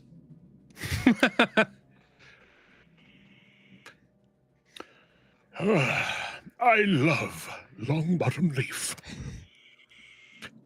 And then, Gollum comes in. It's hard to do, like, just sitting here in a chair. No. I like it. What is Longbottom's precious? It is my favorite kind of escapism. Dude, this is awful. I'm No, I love it. I love it. I hate myself. I hate myself. I love putting you on the spot. I hate myself. Good. I hate it. What is Longbottom Leaf? This is your crash course into oh God, I hate it so much. I hate myself. Voice acting improv. Is that what your rent money is going to? That sounded more. Never mind. I paid rent last month. You paid rent 3 months ago. We are running out. We are running out of fundage. That sounds like a you problem. It's an us problems, precious. It is an us problems. Perhaps you could start an OnlyFans. I hear that there are plenty people who like emaciated goblins. Believe me, there's a fetish for everything out there. That's it. That's all I'm giving you. That's all I'm giving you. This is the second time I've been queasy this stream. Wow, that was absolutely. I hate myself. No, you know what? You might hate yourself, but Lee said, "Now this is what I woke up for," and then sent us hype. Sent you hype. I did nothing. I just sat there and waited with the clap track. Very good. Thanks, man. I'm Very sorry. good. And if we want to, dude, I need to be. Well, okay. You know what? Silver lining. I do need to get better at my improv. and because in voice acting, it's called a button. If you are doing a commercial, you can always put a button. What the hell was that? Oh, you little bitch! Dog. Well, let's get a little meta here. I think it would be fun if I love that segment, and I think we should do it every week. And what I think you should do, and I think this is a good challenge for you in your current journey. I think you should prepare a script and make it funny. Make it funny. You can AI generate. It doesn't matter. Just funny, and it should be a conversation between two characters. So you're forced to do two different voices. Yeah. And then okay. And then then you can read off this. You can read off the screen instead of having to like think it up in the moment. Yeah, we'll do this. Let's canvas the people. Let's let them pick the whatever character they can pick a character, they can pick both characters. It'll be between two. And then the script, you can also pick the script topic. I will take any one of any of those things. Yeah, because in theory, you could just have ChatGPT write it in real time, so people can pick it like that day. Yeah. In that moment, it's like the characters, the scenario, you type it in, and then you just go. You just read the script the way it spits it. And yeah, exactly. Yeah, that's. But then like I said, I'd like to get chat involved. I want them to help me out in picking some stuff. Some of it, I mean, I can't. I'm not great at like impersonations. I can do some, but it is harder to do. And crap. Oh, well, yeah. Got him. Yeah, no, I couldn't agree more. By the way, sidebar, we are up over 1,000 views in our vertical stream right now, which get that vert. They throw us a lot more discoverability on the vertical side of things. Just FYI, if you want the best possible experience, which the real ones are over in the horizontal. Lee is over in the horizontal, hanging out. You get the best possible visual experience, so you can jump over there as well. But I mean, we are rocking and rolling this morning on our vertical stream, and that's freaking gets us all hot and bothered. All kinds of hard. Yeah. It's seriously, all kinds of hard. Drew just did an impromptu voice between Gandalf and Gollum. We're going to lean into that hard next week. This is not the end of the stream, by the way. I know it seems like I'm trying to wrap it up. I'm not. But I did want to use this as a way to shamelessly plug our memberships. You can hit the join button and become a member of the channel. The Save Scum crew, if you will. We literally set the minimum dollar amount that YouTube would allow us, which is 99 cents a month. And for that, you get a little badge next to your name. You get access to like some early viewership on videos, which we will definitely be leaning into it in the very near future. And then lastly, and I think the most fun is you get some fun little gifts that you can throw in the chat. I think that is a lot of fun. So yeah, hit that join button if you are so inclined. But to be real for real, if you're like, bruh, what can I do that's for free? Hit the subscribe button. And like this live, like our videos, watch our stuff. I mean, that's the free thing that you can do, which is honestly the most impactful thing. Drew, let's get back into it. Let's keep moving along. I have a note here. Cream filling is the word that I will be looking for later in this video to try to find that funny comment that you made, which was just so dude. Just the absolute best. That was like so not intentional. That was so good, so freaking good. Oh crap! I have another key. So, oh dang it, son.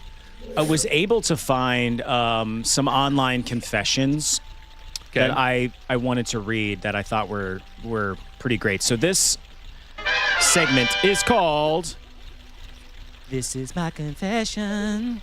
Just when I thought I said all I could say, my chick on the side says she got one on the ways of my confessions. I don't know. He did something bad, and I don't remember what it was. I remember what it was. He peed on people. No, that's R. Kelly, dude. Yeah, isn't? Oh, I thought that was. That's Usher. Usher did. Usher did something I wrong. think he's part of the Diddy party. I think he did lead some people at the Diddy. Did he do it? I don't know. Do it? I don't know, man. The government's trying to hide it from us. They don't want us to know.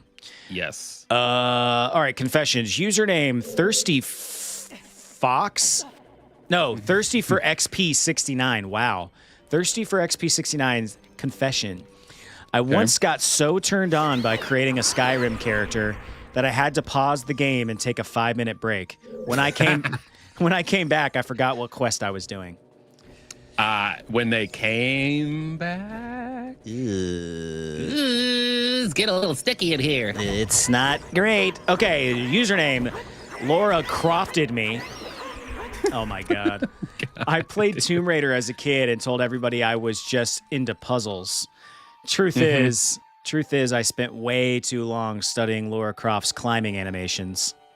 yeah, been there, dude. Been there, brother. Wow, dude. These freaking usernames. By the way, Lee says, yeah, bro, this dungeon is bananas for keys. Yeah. Username Masturbator9000. I once muted myself in a Destiny raid because somebody's voice was so hot it made me distracted. I wiped the team, but not for the usual reasons. Oh my god. Oh my god, dude. Oh my god.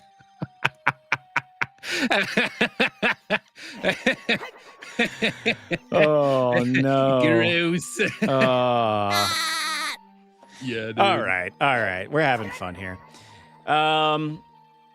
These are so ridiculous.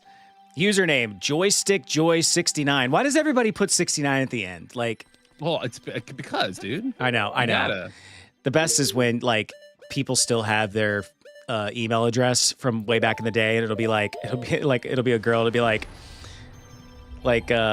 Playboy Bunny 6969. Like, imagine being at like the department store and they're like, "Can we get your email address?" And they're just like,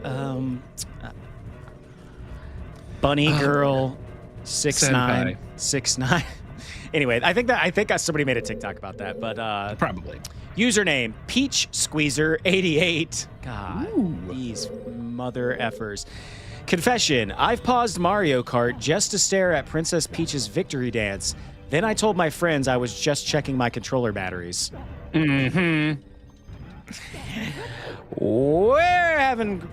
We're having all kinds of fun here, guys. We really. I figured really that. are. Will you devote yourself entirely to her for the rest of your life? Yes, I will. Let's I read have some. nipples, Greg. Can you milk me? Let's read some different username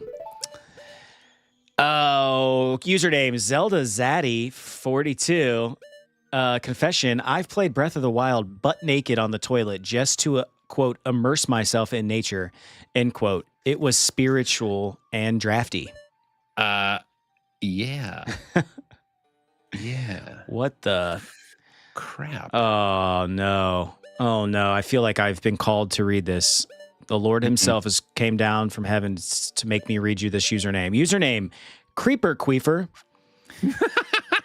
Minecraft isn't the only thing that explodes. I've cleared lobbies by leaning too close to my mic after Taco Bell. They never saw it coming. Oh, dude. That is okay. I mean, farts are funny. Farts are fun. Who doesn't love a good fart joke? However, there's one flavor of gamer subs. It's called guacamole gamer fart. It's good. It's strawberry lime. I can't bring myself to buy it because of the name, dude. I just can't. Yeah, there was a flavor of Gatorade back in the day called dog drool. Ugh. Yeah, never bought it. I think it was more of an urban legend. Like, I'm not even sure it was real. I saw it in a magazine or something like that. Username Loogie Lord 69. God, with the 69s, guys. Sometimes I blow my nose and immediately inspect the boogers like they're fine art. Yesterday, I even took a picture before disposing of them. Art is subjective, okay? I mean, they're not wrong. I like that one. Reminds me of gamer subs named Meat. Yeah, I think that's a melon flavor or something. I'm not a huge melon man. Really? But I like watermelon.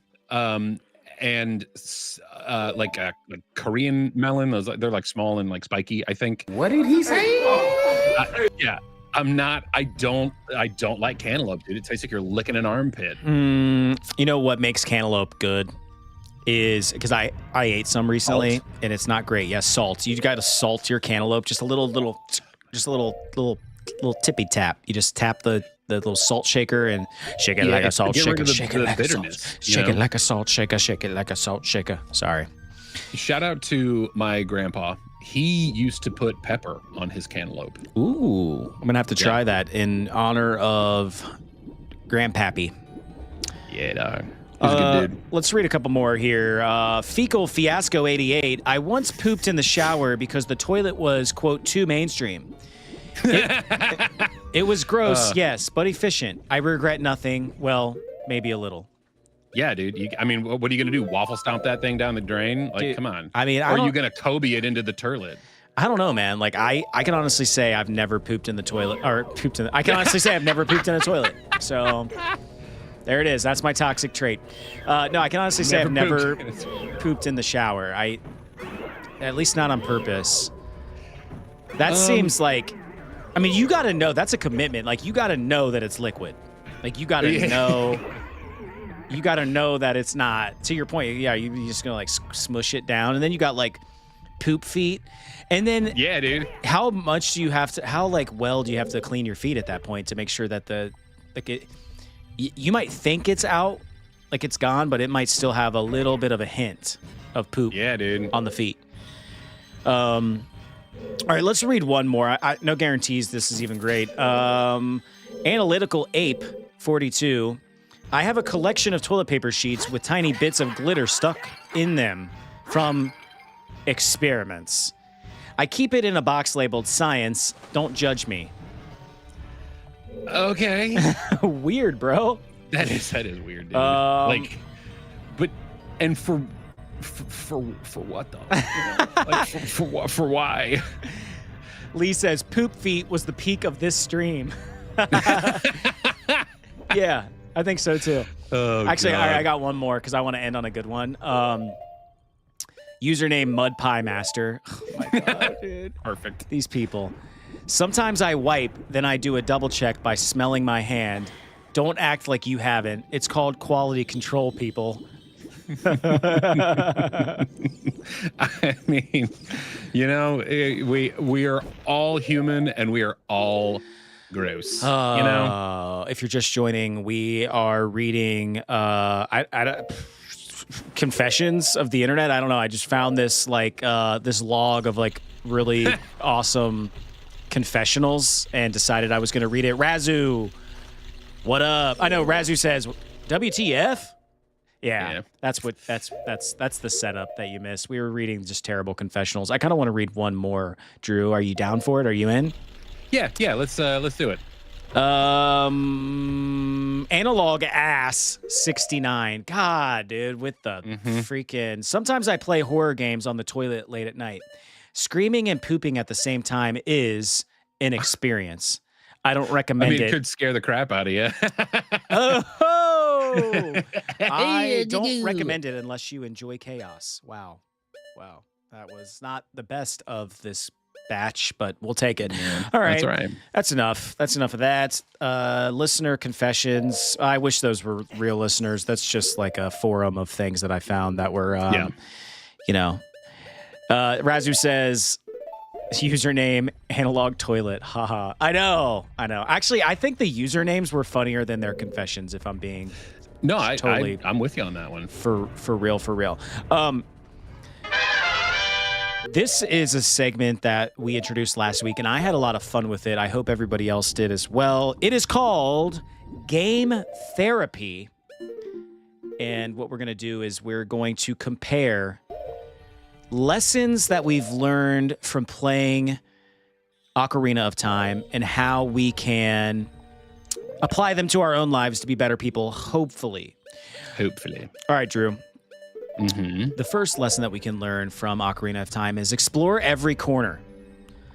Link finds heart pieces, rupees, and hidden caves by wandering off the main path. In life, fulfillment doesn't always come from racing towards the, quote, main quest. Slow down. Wander. Curiosity opens doors routine never will. It also killed the cat. So This is true. This is true.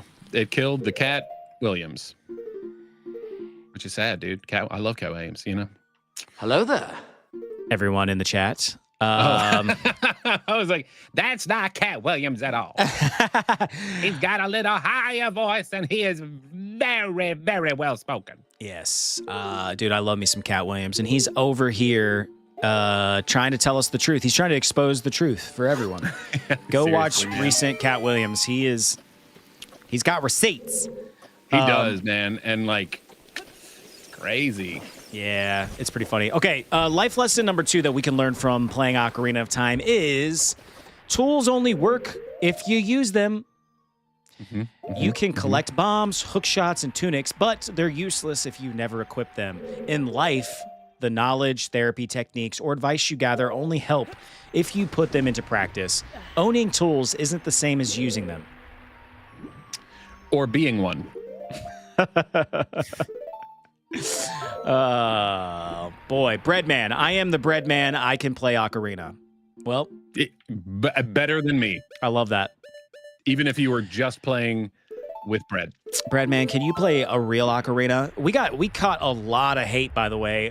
Put out a short where Drew said, I was asking Drew if I should buy an Ocarina, and he said, no, they're lame, don't do it. And then I clipped that and put it out, and there's some like Ocarina professional players out there who did not take kindly to that shit. Well, and here's the problem, and this, I mean, I guess this is what you do with shorts, you know. The problem is, I said, duh, in the stream itself, I was like, no, dude, you have to get like a professional one. Like you have to get a good one. And you cut that part out. You legitimately were just like, let's rage bait the internet today. I'm sure I did that on purpose in the moment. That's hilarious. I forgot about that. Okay, anyway. Moving on. The next life lesson we can learn from Ocarina of Time is side quests still count. Helping Anju with her cuckoos.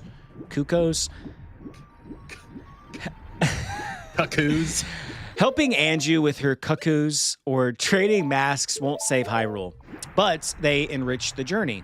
In life, the small moments, kindness, laughter, helping a friend, are what give meaning to the bigger picture. True. That's good. I like that. Speaking of kindness and helping a friend, I have to shout out my friend Scotty because He does know. This is the Scotty that does know. He does know. My friend Scotty, speaking of kindness, I reached out to him. He is a very, very talented painter, and he does it for fun. He does it for the pure joy. I'm like, dude, what are you doing with your life? You should be painting, doing this. He does oil paintings. I'm like, you should be doing this for your like livelihood. And he's like, yeah, but then it wouldn't be fun, dude. And he's so freaking talented. And I reached out to him and I was like, man, what do I got to do to get on your like waiting list to get one of your paintings? Yeah. And he's like, well, what do you want me to paint? And I was like, man, I get like super down in the winter time and we're coming up on it. And I would love a painting of the Shire. You know, something green, something vibrant, something to get me through those rough winter blues.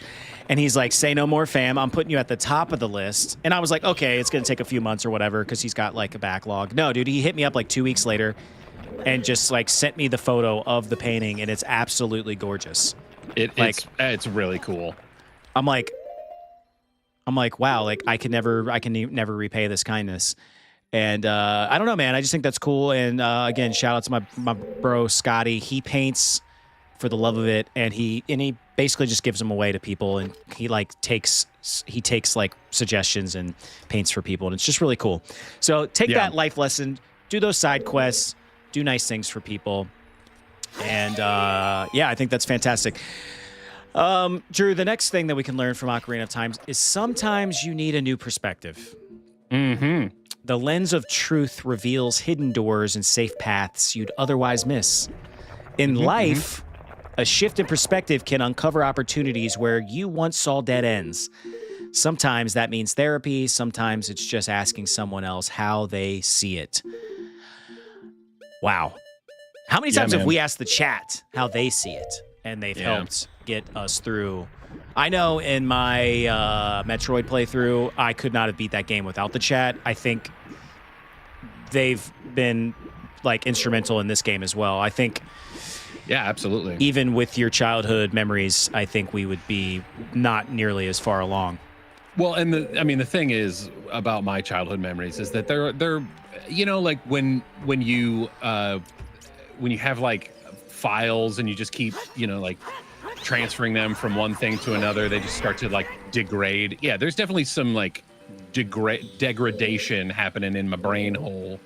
It happens to the best of us, you know.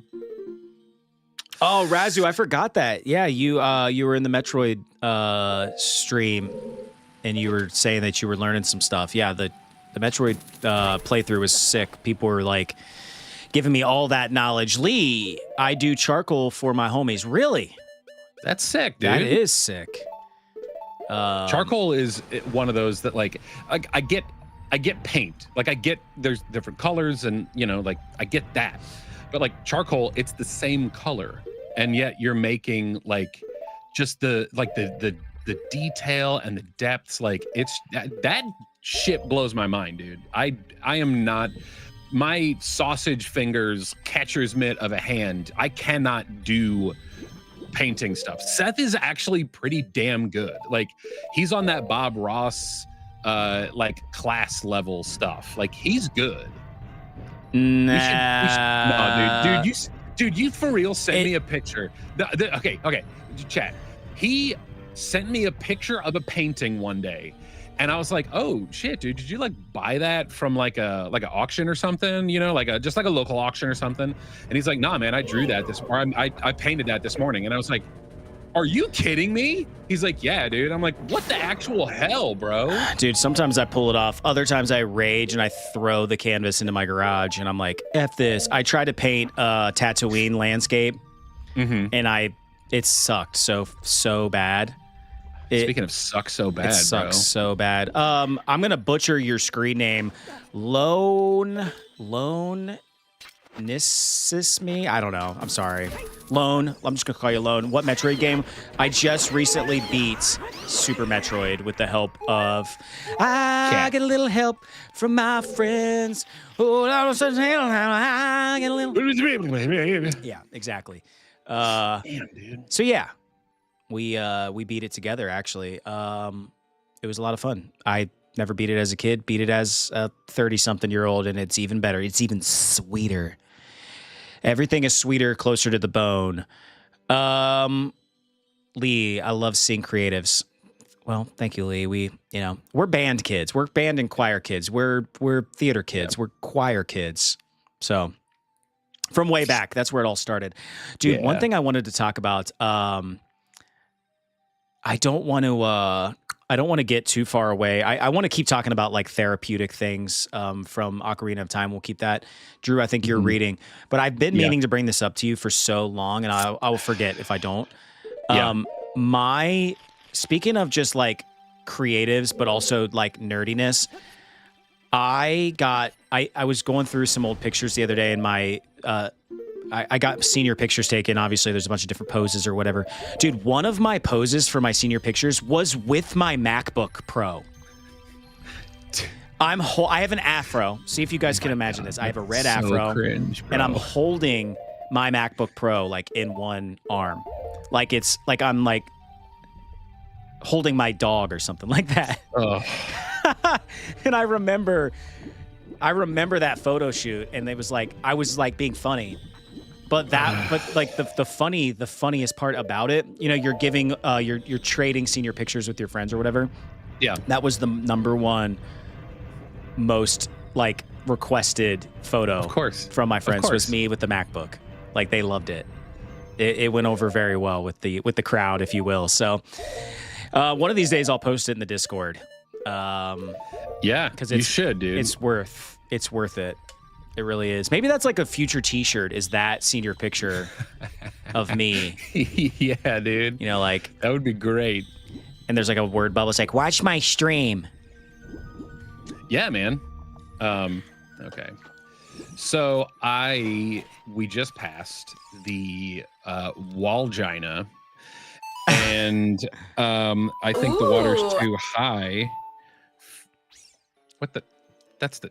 Oh, I did a double thing. Damn it. Oh Doing the- Discord. Razu, the link to our Discord is on our channel page. Link tree. Yeah, or the link tree. There is a link on our YouTube page. Just click on link and you'll be able to join the Discord and talk with us between streams. Who doesn't want to do that? We post stupid stuff on there, memes. Yeah, and we're whatnot. not like, okay, I'm not like hella active. I really try to be like, I'm throwing memes in there, I'm throwing out them memes. But we need more people in there. That's the key. Yeah, we only got a handful at this point. Yeah, the more folks you have in there, the more like fun it ends up being. But Lee just joined the Discord and Razu is going to check it out. So yeah, we will have at least 2 more. Join the Discord. It's lots of fun. And I will post some art in there. I will post some senior pictures in there of me with MacBooks. Well, okay, here's the thing though. You did that on purpose. You know what I mean? Like, and I'm not trying to be like, oh, you did that on purpose. So it was like tongue in cheek. And I'm here for it. I wasn't being serious when I did that. No. And it wasn't a flex either. It was more just like, here's why I did it. Because even in like 06, 07, people didn't have laptops at my high school. Sure. And I was just fortunate enough that I somehow conned my parents into getting me a MacBook because I said it would get me better grades. It didn't. Spoiler alert. That's how it goes. But man. I had this backpack that was dedicated solely to my laptop, and it looks sort of like a jetpack, and that was like the running joke. The haters called me like Jetpack Kid or something like that. Okay. But I thought it was hip, dude. I didn't take any offense. I was like, damn it. I was like, dude, like, I think this is super hip. I like it. I like the jetpack. And I have my MacBook in there. So like I think I did it as more of like a, hey, like I'm going to lean even heavier into this whole, like, I'm the lame kid with the laptop thing. So I liked it. I thought it was fun. Yeah. I was a kid. I think it was like 4th grade. All right. You know how you get your little school pictures or whatever. I usually had a prop. I mean, a lot of times it was like something simple. I think I took a picture with my trumpet at one point, because why wouldn't you? A lot of things. Did lots of things. There's one that I'm not proud of. Oh, do tell. So, all right. I was a big Hercules and Xena fan. Still am, I guess.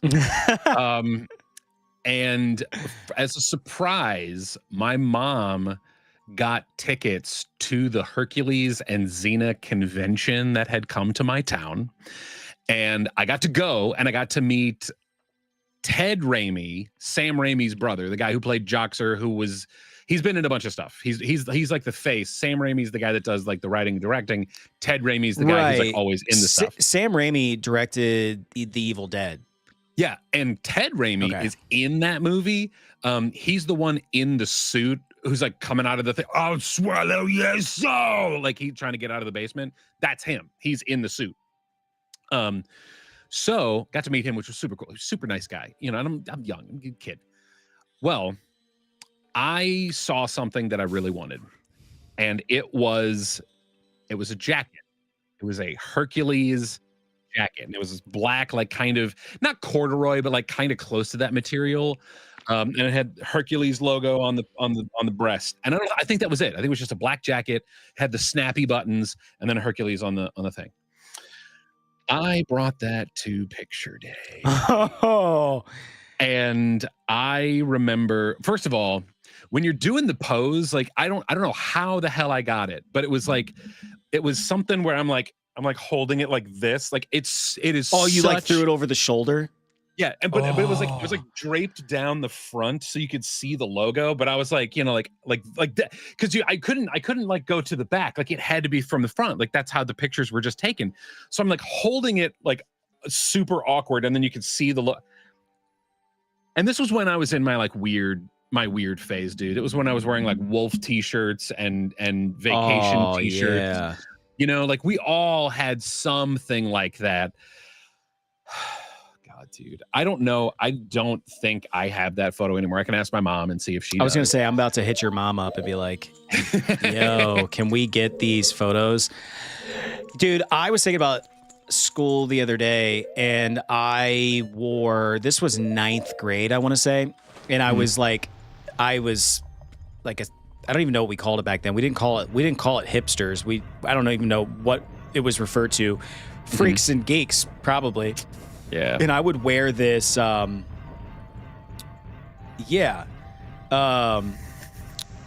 nerd is a flex, Razu. You are, I think so, but. Oh. What am I doing? No! Peek behind the curtain. No. Oh, Yeah, God, no, that scared I know. me so bad. Foon, what's up? But so I was in 9th grade, and I was doing weird stuff, and I wore a fedora a lot. This was that era. And but I would wear it like on the back of my head, like on like the back Like here. a yarmulke? Sort of, yeah, exactly, like a yarmulke. And I mean, that's a flex for the Jewish community. If you can wear a fedora yarmulke, dude, that's what's up, bro. Well, I would match that with a suit jacket from when I was like 6 years old. Okay. It didn't fit, obviously, and the sleeves would only come like right past my elbows. But I really thought, I didn't think this at the time, but I thought it was cool. I thought it was like, I would wear it like over like Dashboard Confessional t-shirts and like the band Thursday. If you're hip to that, I would wear like my Thursday shirt, and then I would wear this this blazer, if you will, that was like 4 sizes too small. In hindsight, I sort of looked like Ducky in Pretty in Pink. Got it. I don't think that's what I was going for at the time, but in hindsight, I was Ducky, dude. Like, so what you're doing is you're trying to like retroactively make it cooler than it was. It was so cringe, dude. It was so cringe. It was so bad. But like, yeah, in hindsight, I was like, was I Ducky, dude? Was I Ducky? And I think the answer is yes, I was. And I'm down for that, man. Like, as an adult, I'm way down with that. All I needed was like a dangly like ear piercing, but my mom wouldn't let me get my ear pierced. Of course. And one of my best friends at the time, shout out to Jake, he had both his ears pierced, and my mom hated it. She was like so mad, and I was like, Mom, I want to get just one ear pierced. Like, I want to look like Michael from the Lost Boys, and she would not let me.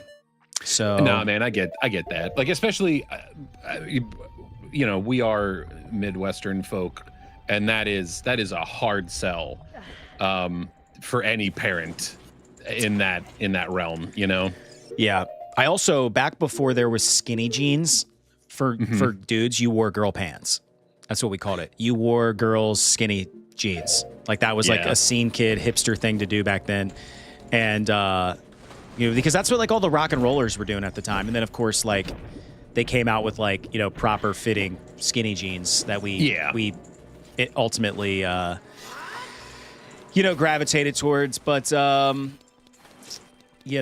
Matt Hoffman says, if you shoot the wall hanger behind the chest in that room, I believe it drops a rupee. Razu, girl pants. Yes. Do you remember girl pants, Razu? Because I was part of that era. I was part of the people doing that type of stuff. And I was also going to see the Rocky Horror Picture Show a lot at like this local like indie theater where they acted out while the movie plays. It was yeah, of course. I was doing the time warp again and again and again and again. Yeah, no, I get that, man. And you know what? There's nothing wrong with that. No, dude, to this day I love that movie. Tim Curry is a treasure. He's a freaking treasure. I saw him, speaking of like being cheeky and whatnot, he's had like several strokes and stuff. He's had poor health for like many years now. He's in a wheelchair. But he was being interviewed the other day. I think it was for like one of the Rocky Horror anniversaries, must have been recently. Yeah. And he speaking of cheeky fellows, he has still got all his comedic timing, despite being like, down from his strokes. He is still as funny as ever.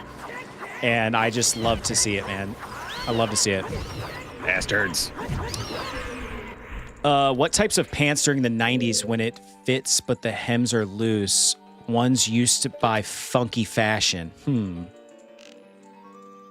I don't remember that, but I do remember wearing Jenko jeans in the 90s. Jenkos. Dude, if you had Jinkos, you were a freaking stud. And they would have like cool patches and stuff like on the butt.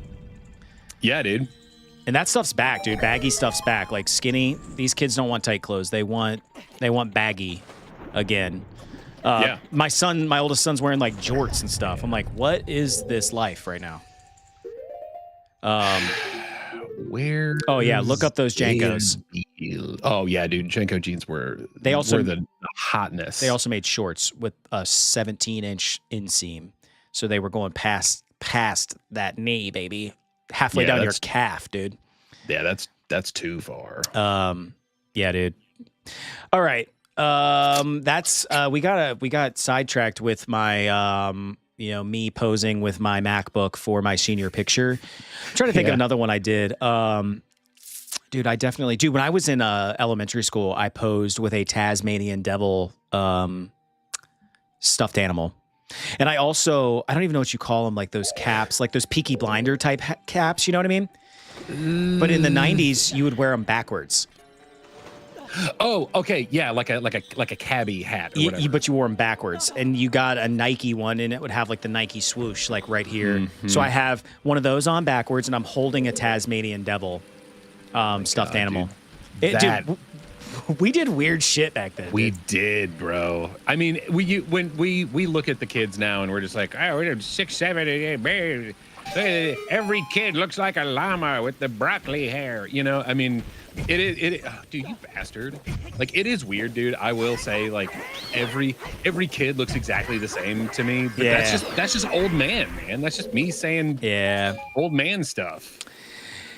Yeah, dude, and I've kind of got like the pompadour, like comb over type look going on, and I have for years, and I think that I look like an old man now. Like, I still use like pomade and stuff. Like, they're looking Are at you a Dapper Dan man? I am a Dapper Dan man. Like the director character from the Truman Show, that hat. Yes. Yeah. Yes. Exactly. Ed Harris in the Truman Show. Exactly. Fedora, dude. I was a fedora wearing fiend, bro. A fiend. That's crazy. Let's get a couple more life lessons from Ocarina of Time, shall we? Rest matters even mid-quest. The game has day and night cycles. You can't just run endlessly. In life, sleep, breaks, and downtime aren't wasted time. They're how you restore strength for the next battle. This is true. Very good. This is true. Which Drew has a lack of sleep and rest at the moment from waking up early to play with us. Well, and I think, dude, I swear to God, I stayed in a hotel this week. I swear it was haunted, bro. I kept hearing like weird creaky sounds, and there were like flashing lights. And I mean, that might have been like a parking attendant or something in the area, but like it was so intermittent. I don't know, dude. I will never stay at that hotel ever again. Oh, of course. There we go. Come on. I'm always so weirded out. All I can think about when I stay in hotels is The Shining. Like every time. I think about The Shining. I think about, it being haunted. And I don't know. I just stay in my room, basically, at that point, because I don't want, like, the two little twin girls to be like, you know. Play with us, Sethy. Yeah, play with us. Yeah, get away from me. I almost said, you'll float too. Wrong King story. Yeah, sure. Dude, we're days away from October. That is right, Razu. We are in the spooky season, full tilt. That reminds me, I'm going to like a spooky gathering tonight. What is the occasion? Just something we do every year. We get a little overserved, and we go to a couple haunted houses in this place, and have a couple of laughs, and then we go home and hope that I don't wake up the next day feeling awful. Like Gad. Because I got to run 9 miles tomorrow. Oh, dude. You don't have to do anything. That's what everybody says when I say stuff like that. Like, you don't have to do anything. Well, I do. It's called mental health. And if I don't do it, it suffers big time. Sure. It's my Xanax, dude. I got to get that in. I got to run. I got to get that runner's high. It's how I stay relatively trim, but I also enjoy Oreos, so it balances out in the end, really. have you tried those Selena Gomez Oreos? Dude, what are they flavored after? Her Essence. yeah, her yeah, like what is it flavored like? It's like okay, it's like a cinnamony, chocolatey kind of thing going on. It's good. I forget exactly what, because it's like the cookie's different, the cream's different, and it's like a cream hybrid kind of deal. And dude, it's just good, bro. Like, Bro, as you said, taste it after her? Question mark. I mean, okay, look. If only it was Go ahead. I was gonna say, I'm gonna say this, and we all know, okay? If that's what she tasted like, I mean, dude, I don't care if she tastes like garbage. I still want to taste it. I'm sorry. You just want. I'm sorry. What you want is for what's her name to come out with a cookie? Sabrina Carpenter. Yeah. Oh, God, dude. I would eat her cookie, man. Oh, bro. He wants that espresso.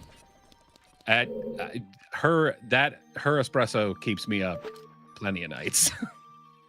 Man, the euphemisms write themselves. That's right, Lee.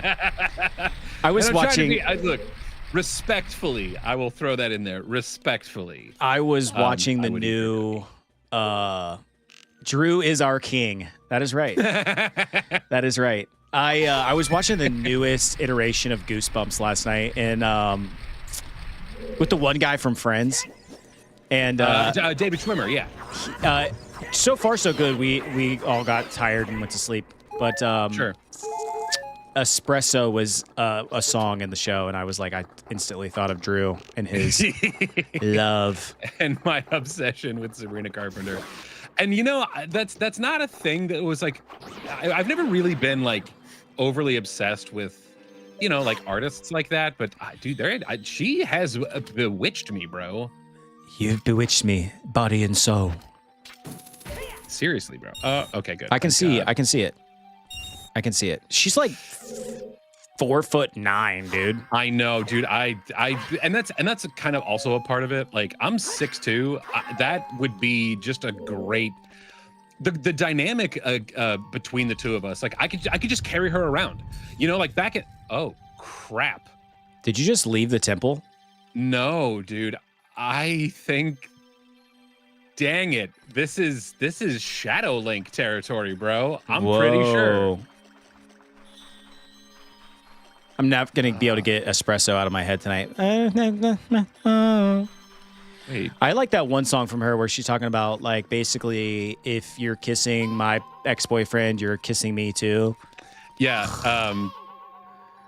Essentially, you'll taste me when he's kissing you. Oh my God, dude. And it's like, what is this world come to? Imagine that came out in like 1950. Well, okay, there was some equivalency stuff though back then. Like the different words were taboo, but it's, you know, I mean, WAP. That's a little like we pushed the boundary there a little bit. And the Kids Bop one was with some wings and pizza. It's like, don't even Kids Bop that song, please. Think about me, think about you, espresso. Oh man, when you pass the tree, the shadow under your feet disappears. Yep. Fun fact. There it is. Okay, can we lock on? Navi, don't Z-lock when you fight. Okay. That's per Lee. Lee you. hasn't done us wrong yet.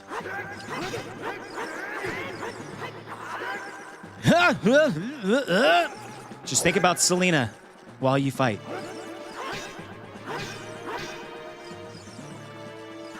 Think about the sweet taste of victory and cookie. Sorry.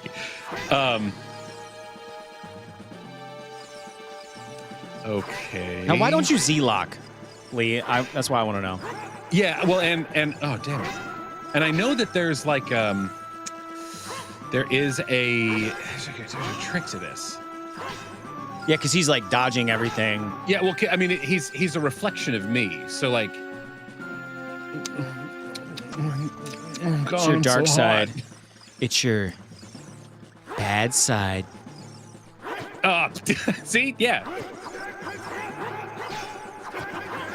I don't know the move, but Link just used the heroic pose burst animation. He spammed that move within the tree. Go try. He won't counter attack without Z-lock. Huh. Use different moves. Spin attack, bombs.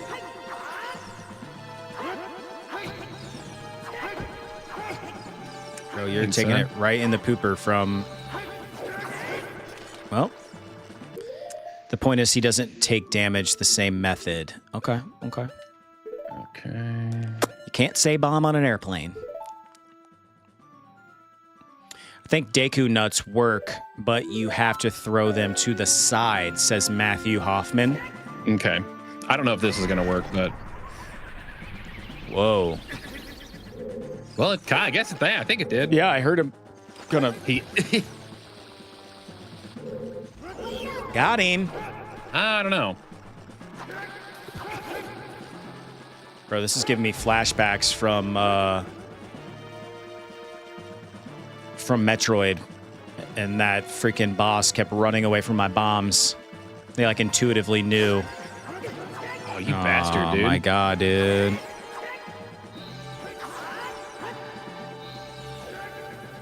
Don't let him kill you. Wait. I'll join the Discord quick and send that walkthrough against Dark Link. Thanks, Razu. Yeah, dude. I mean, it's because I mean, dude, this has the last time I fought Dark Link, I was like 10. You know, hit him with those bombs, dude. I thought that worked. What about that? Well, I don't know if I think only one attack works or something. And then I have to change it up. Is that, am I correct? Oh, the hammer too. Hammer time.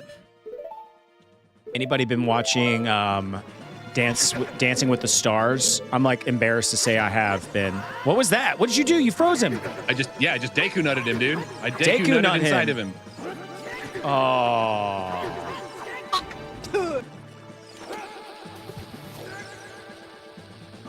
Got him. Saw that. Yeah. Yes. Let's go. Yeah. Very nice. Hell yeah. Is there anything else? Oh, look. See, this whole room was a lie. This room was a lie. The idea is he learns, so that's the idea, but the AI is exploitable. Got it. Exploitable. I think this is the extendo hookshot. I think. This is. Did I get some length? Oh, you added length. You found the long length, shot, bro. which adds length to your hook shot. It extends twice as far.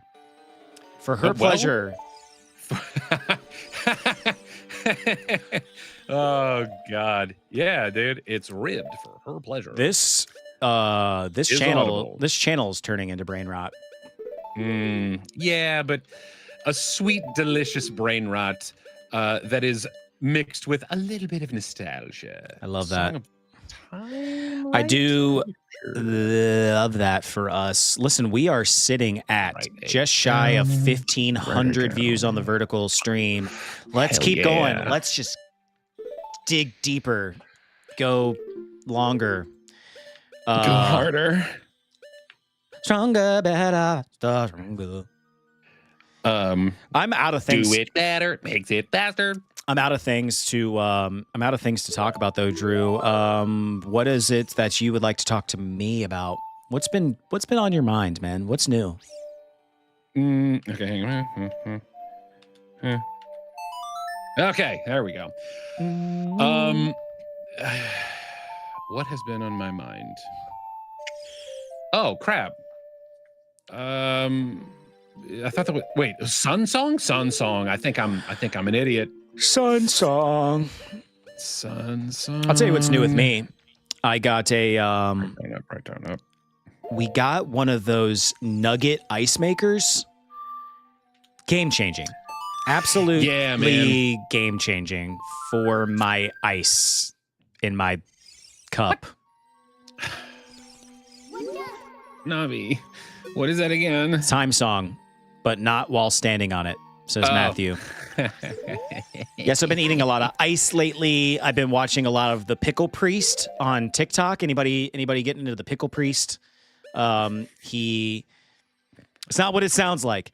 He's a Renaissance festival guy that travels around all the Ren fairs, and he like sells pickles. He's like a pickle vendor, but he dresses as like He sells his pickle. yeah, he pickles people. He sells his pickle. Like, people walk up and he says- you with his pickle. No, he literally blesses every pickle, and it's become like this internet sensation. And he'll be like, "I will pickle you now. I will give you my pickle." And I do love a good pickle, bro. It's really funny. It's the best of the internet. It's called Shout Out to the Pickle Priest. Everybody go on TikTok and watch his videos. They are fantastic. I can't get enough of it. Every time it's in my feed, I watch it. And well, you are into the like the fantasy stuff like a lot. You know what I mean? Like that's your vibe, that's your jam. I don't buy jam. I buy honey and I kiss it on the lips. ooh, what is that from?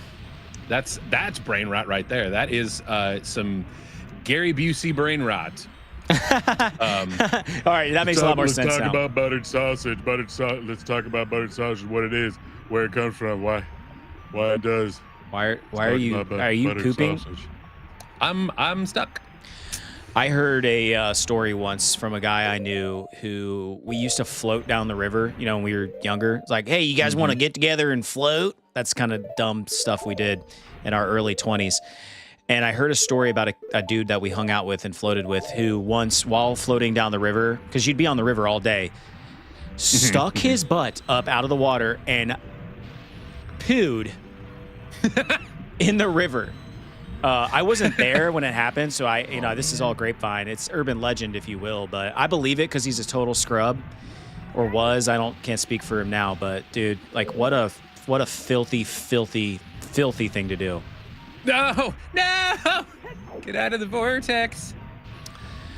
For a topic, what's your celebrity crush, Seth? I gotta say, I have a soft spot for Mary Elizabeth Winstead.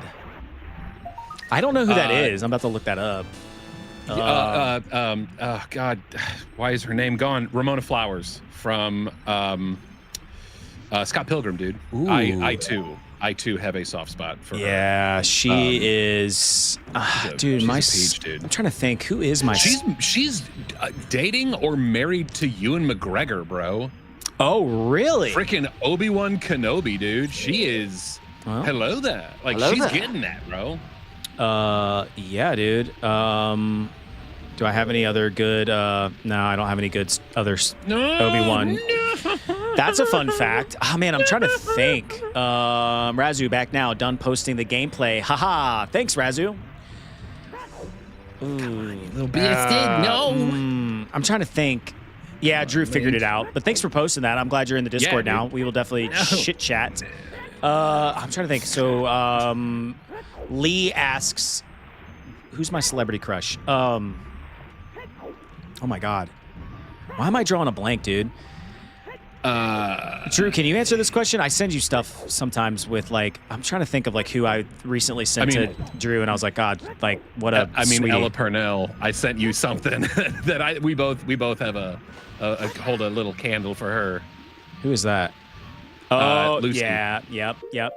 Ella Purnell I know her from the Fallout series. Yeah. Yeah, she's just a little treat. She's now I want to see the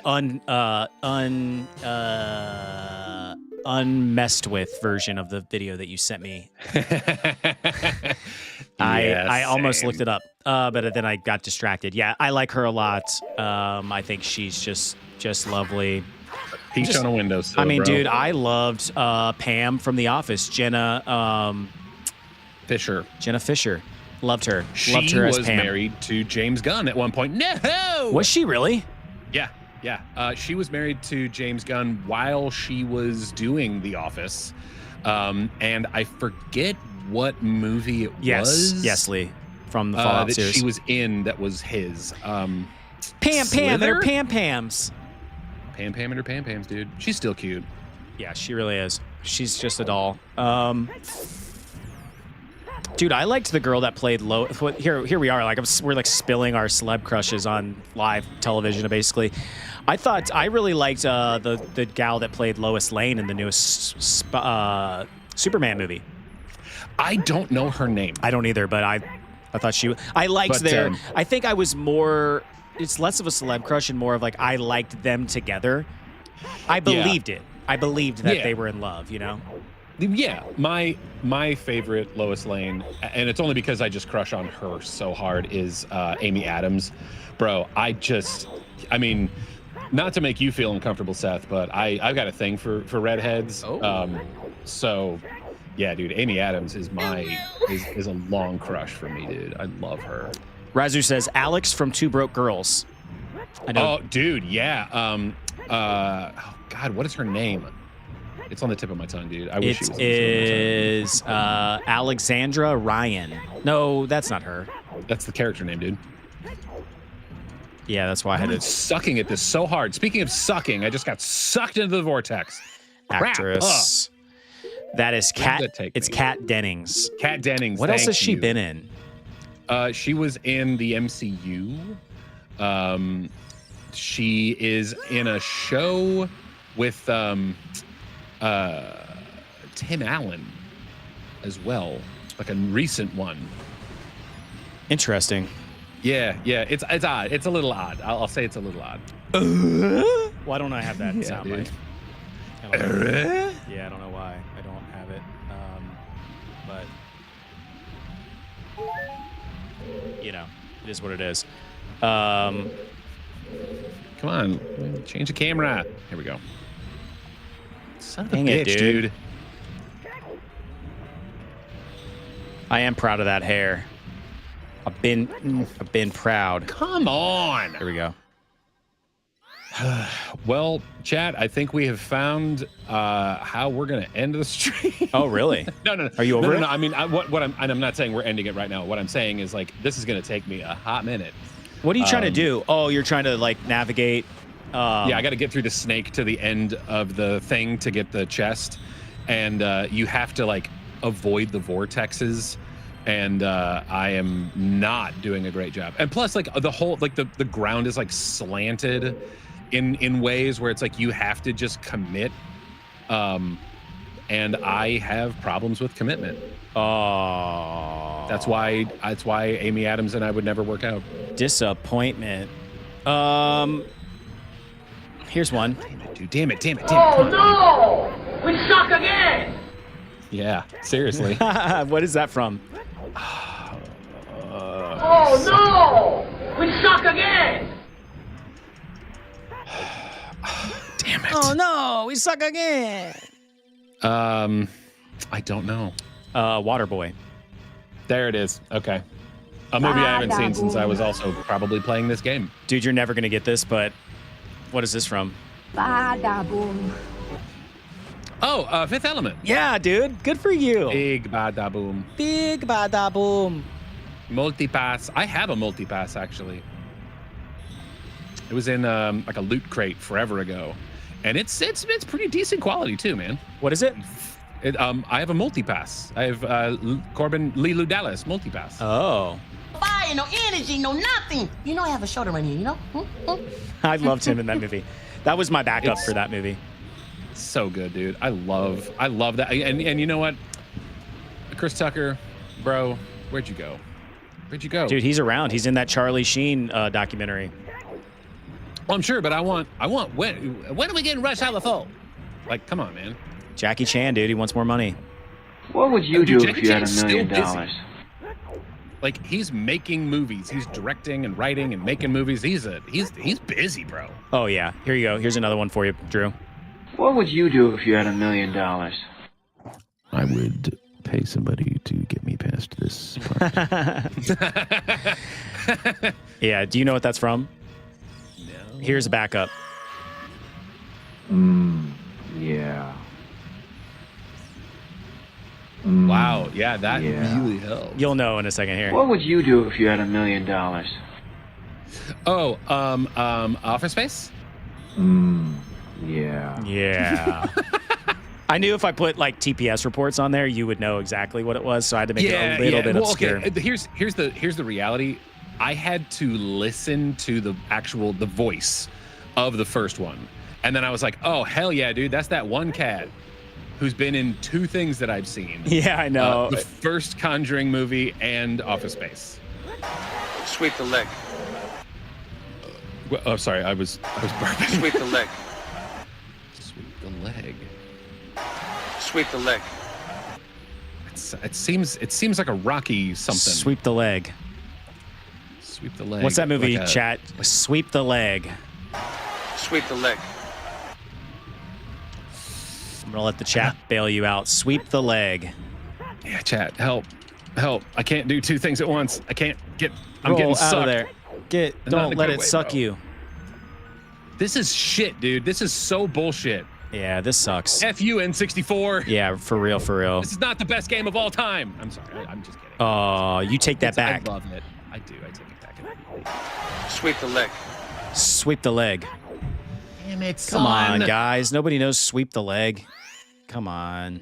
Seth has the worst. He has the worst references to stuff because he doesn't watch like the movies that are like iconic with funny things. He watches like weird emo movies.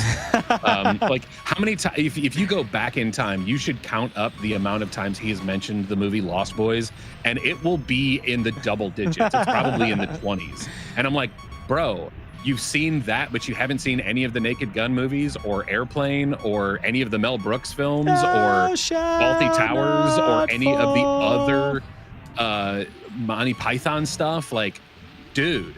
I've seen very little Monty Python. Matt Hoffman got it right. Karate Kid, sweep the leg. Okay. Sweep the leg. Sweep the leg. That sounds like Robert De Niro. I just want everyone to know, which is why I'm like, what? I don't know if you heard, but the Empire is gone.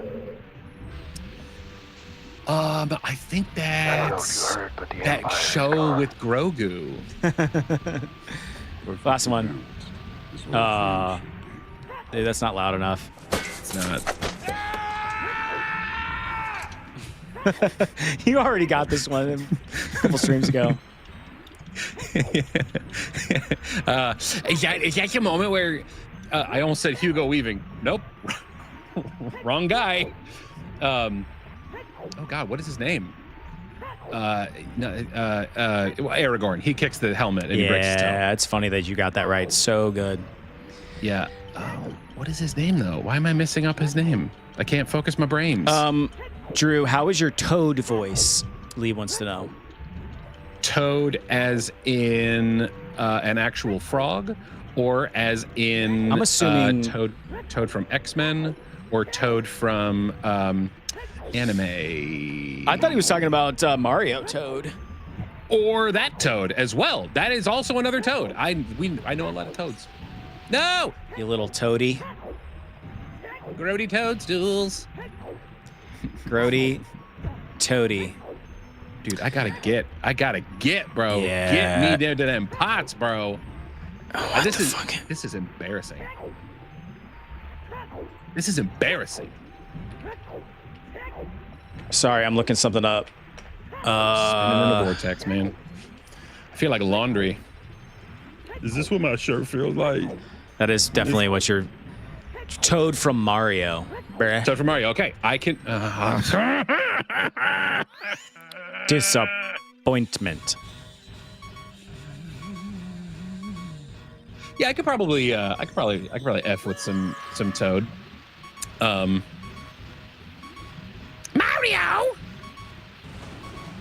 You gotta say Princess Peach! He's just, he's very panicky. He's very high strung. Or I guess in like the Super Mario Brothers Super Show, he's a little more like, Yeah, man, I'm a little bit more of like a tiny little mobster guy. I think. It's been a hot minute since I've watched that. That was good. I thought it was good. I've seen that recently to know that. Lee wishes that he could take control from you, Drew. I know, seriously, I wish you could too. That would be awesome. I don't know why I'm having so what a feature. struggles. What a feature So that would much be if you could take, if you could have the chat, like that could be like a channel points thing where you could play God, that'd like be 10 great. minutes of the game for us. That would be great. I would love that. Be Tantastic. Again, here we go. Did I die? Take one step from side to side. That's Come death part. on, do Yep. the Mario style. Oh. Swing your arms from side to side. Come on, let's go, do the Mario. Yeah, man. There it is. Just waltzing around, just doing it funsy style. Well, Drew, what do you think? Should we give you another shot while I send these folks on their way? I want to say this. I'm going to do, I want to thank. I'm going to try this. Thank you for being a friend. I'm going to try to scroll up. I guess we'll just. You're a pal and a confidant. And if you had a party. Lee says, dude, I'd buy a USB N64 replicate just to do it with a Trident controller as a flex. All right. Shout out to Lee, Razu. We got Matt Hoffman. We got I'm scrolling. Who else was in the recent chats? But they only Foon. That's as recent as I could get. Thanks, y'all, for being here. Everybody who I didn't mention, thank you for being here. People that didn't chat, thanks for lurking around. We love it. We are playing Ocarina of Time. Drew is struggling in the water temple, but that's fine. We've had a lot of fun. Oh, boy. What didn't we talk about today, Drew? Drew did some voices for us. We played... We played a little movies and TV shows that we don't need. We read some news from Hyrule. We read some fun confessions from the internet. We're doing all the things. Do us a favor. Hit the subscribe button. Hit the like button. Do all the things that are for free that help us grow this channel. That is the number one thing you can do. We do have a membership program. If you hit the join button, you get some little goodies. We also have a Discord you can join for free. That the link is in our bio, if you will. We chit chat in between these streams. We're going to be back next Saturday playing Ocarina of Time. I'm going to be chatting and streaming on Monday and Thursday morning, trying to figure out what game am I going to play next during the week. Yeah. While I'm solo streaming. Anything to add to that, Drew, before we send these fine folks on their way? Perseverance is key in anything. And if at first you don't succeed, try again until you want to punch your face through a wall. That's all from us, folks. We'll see you next week.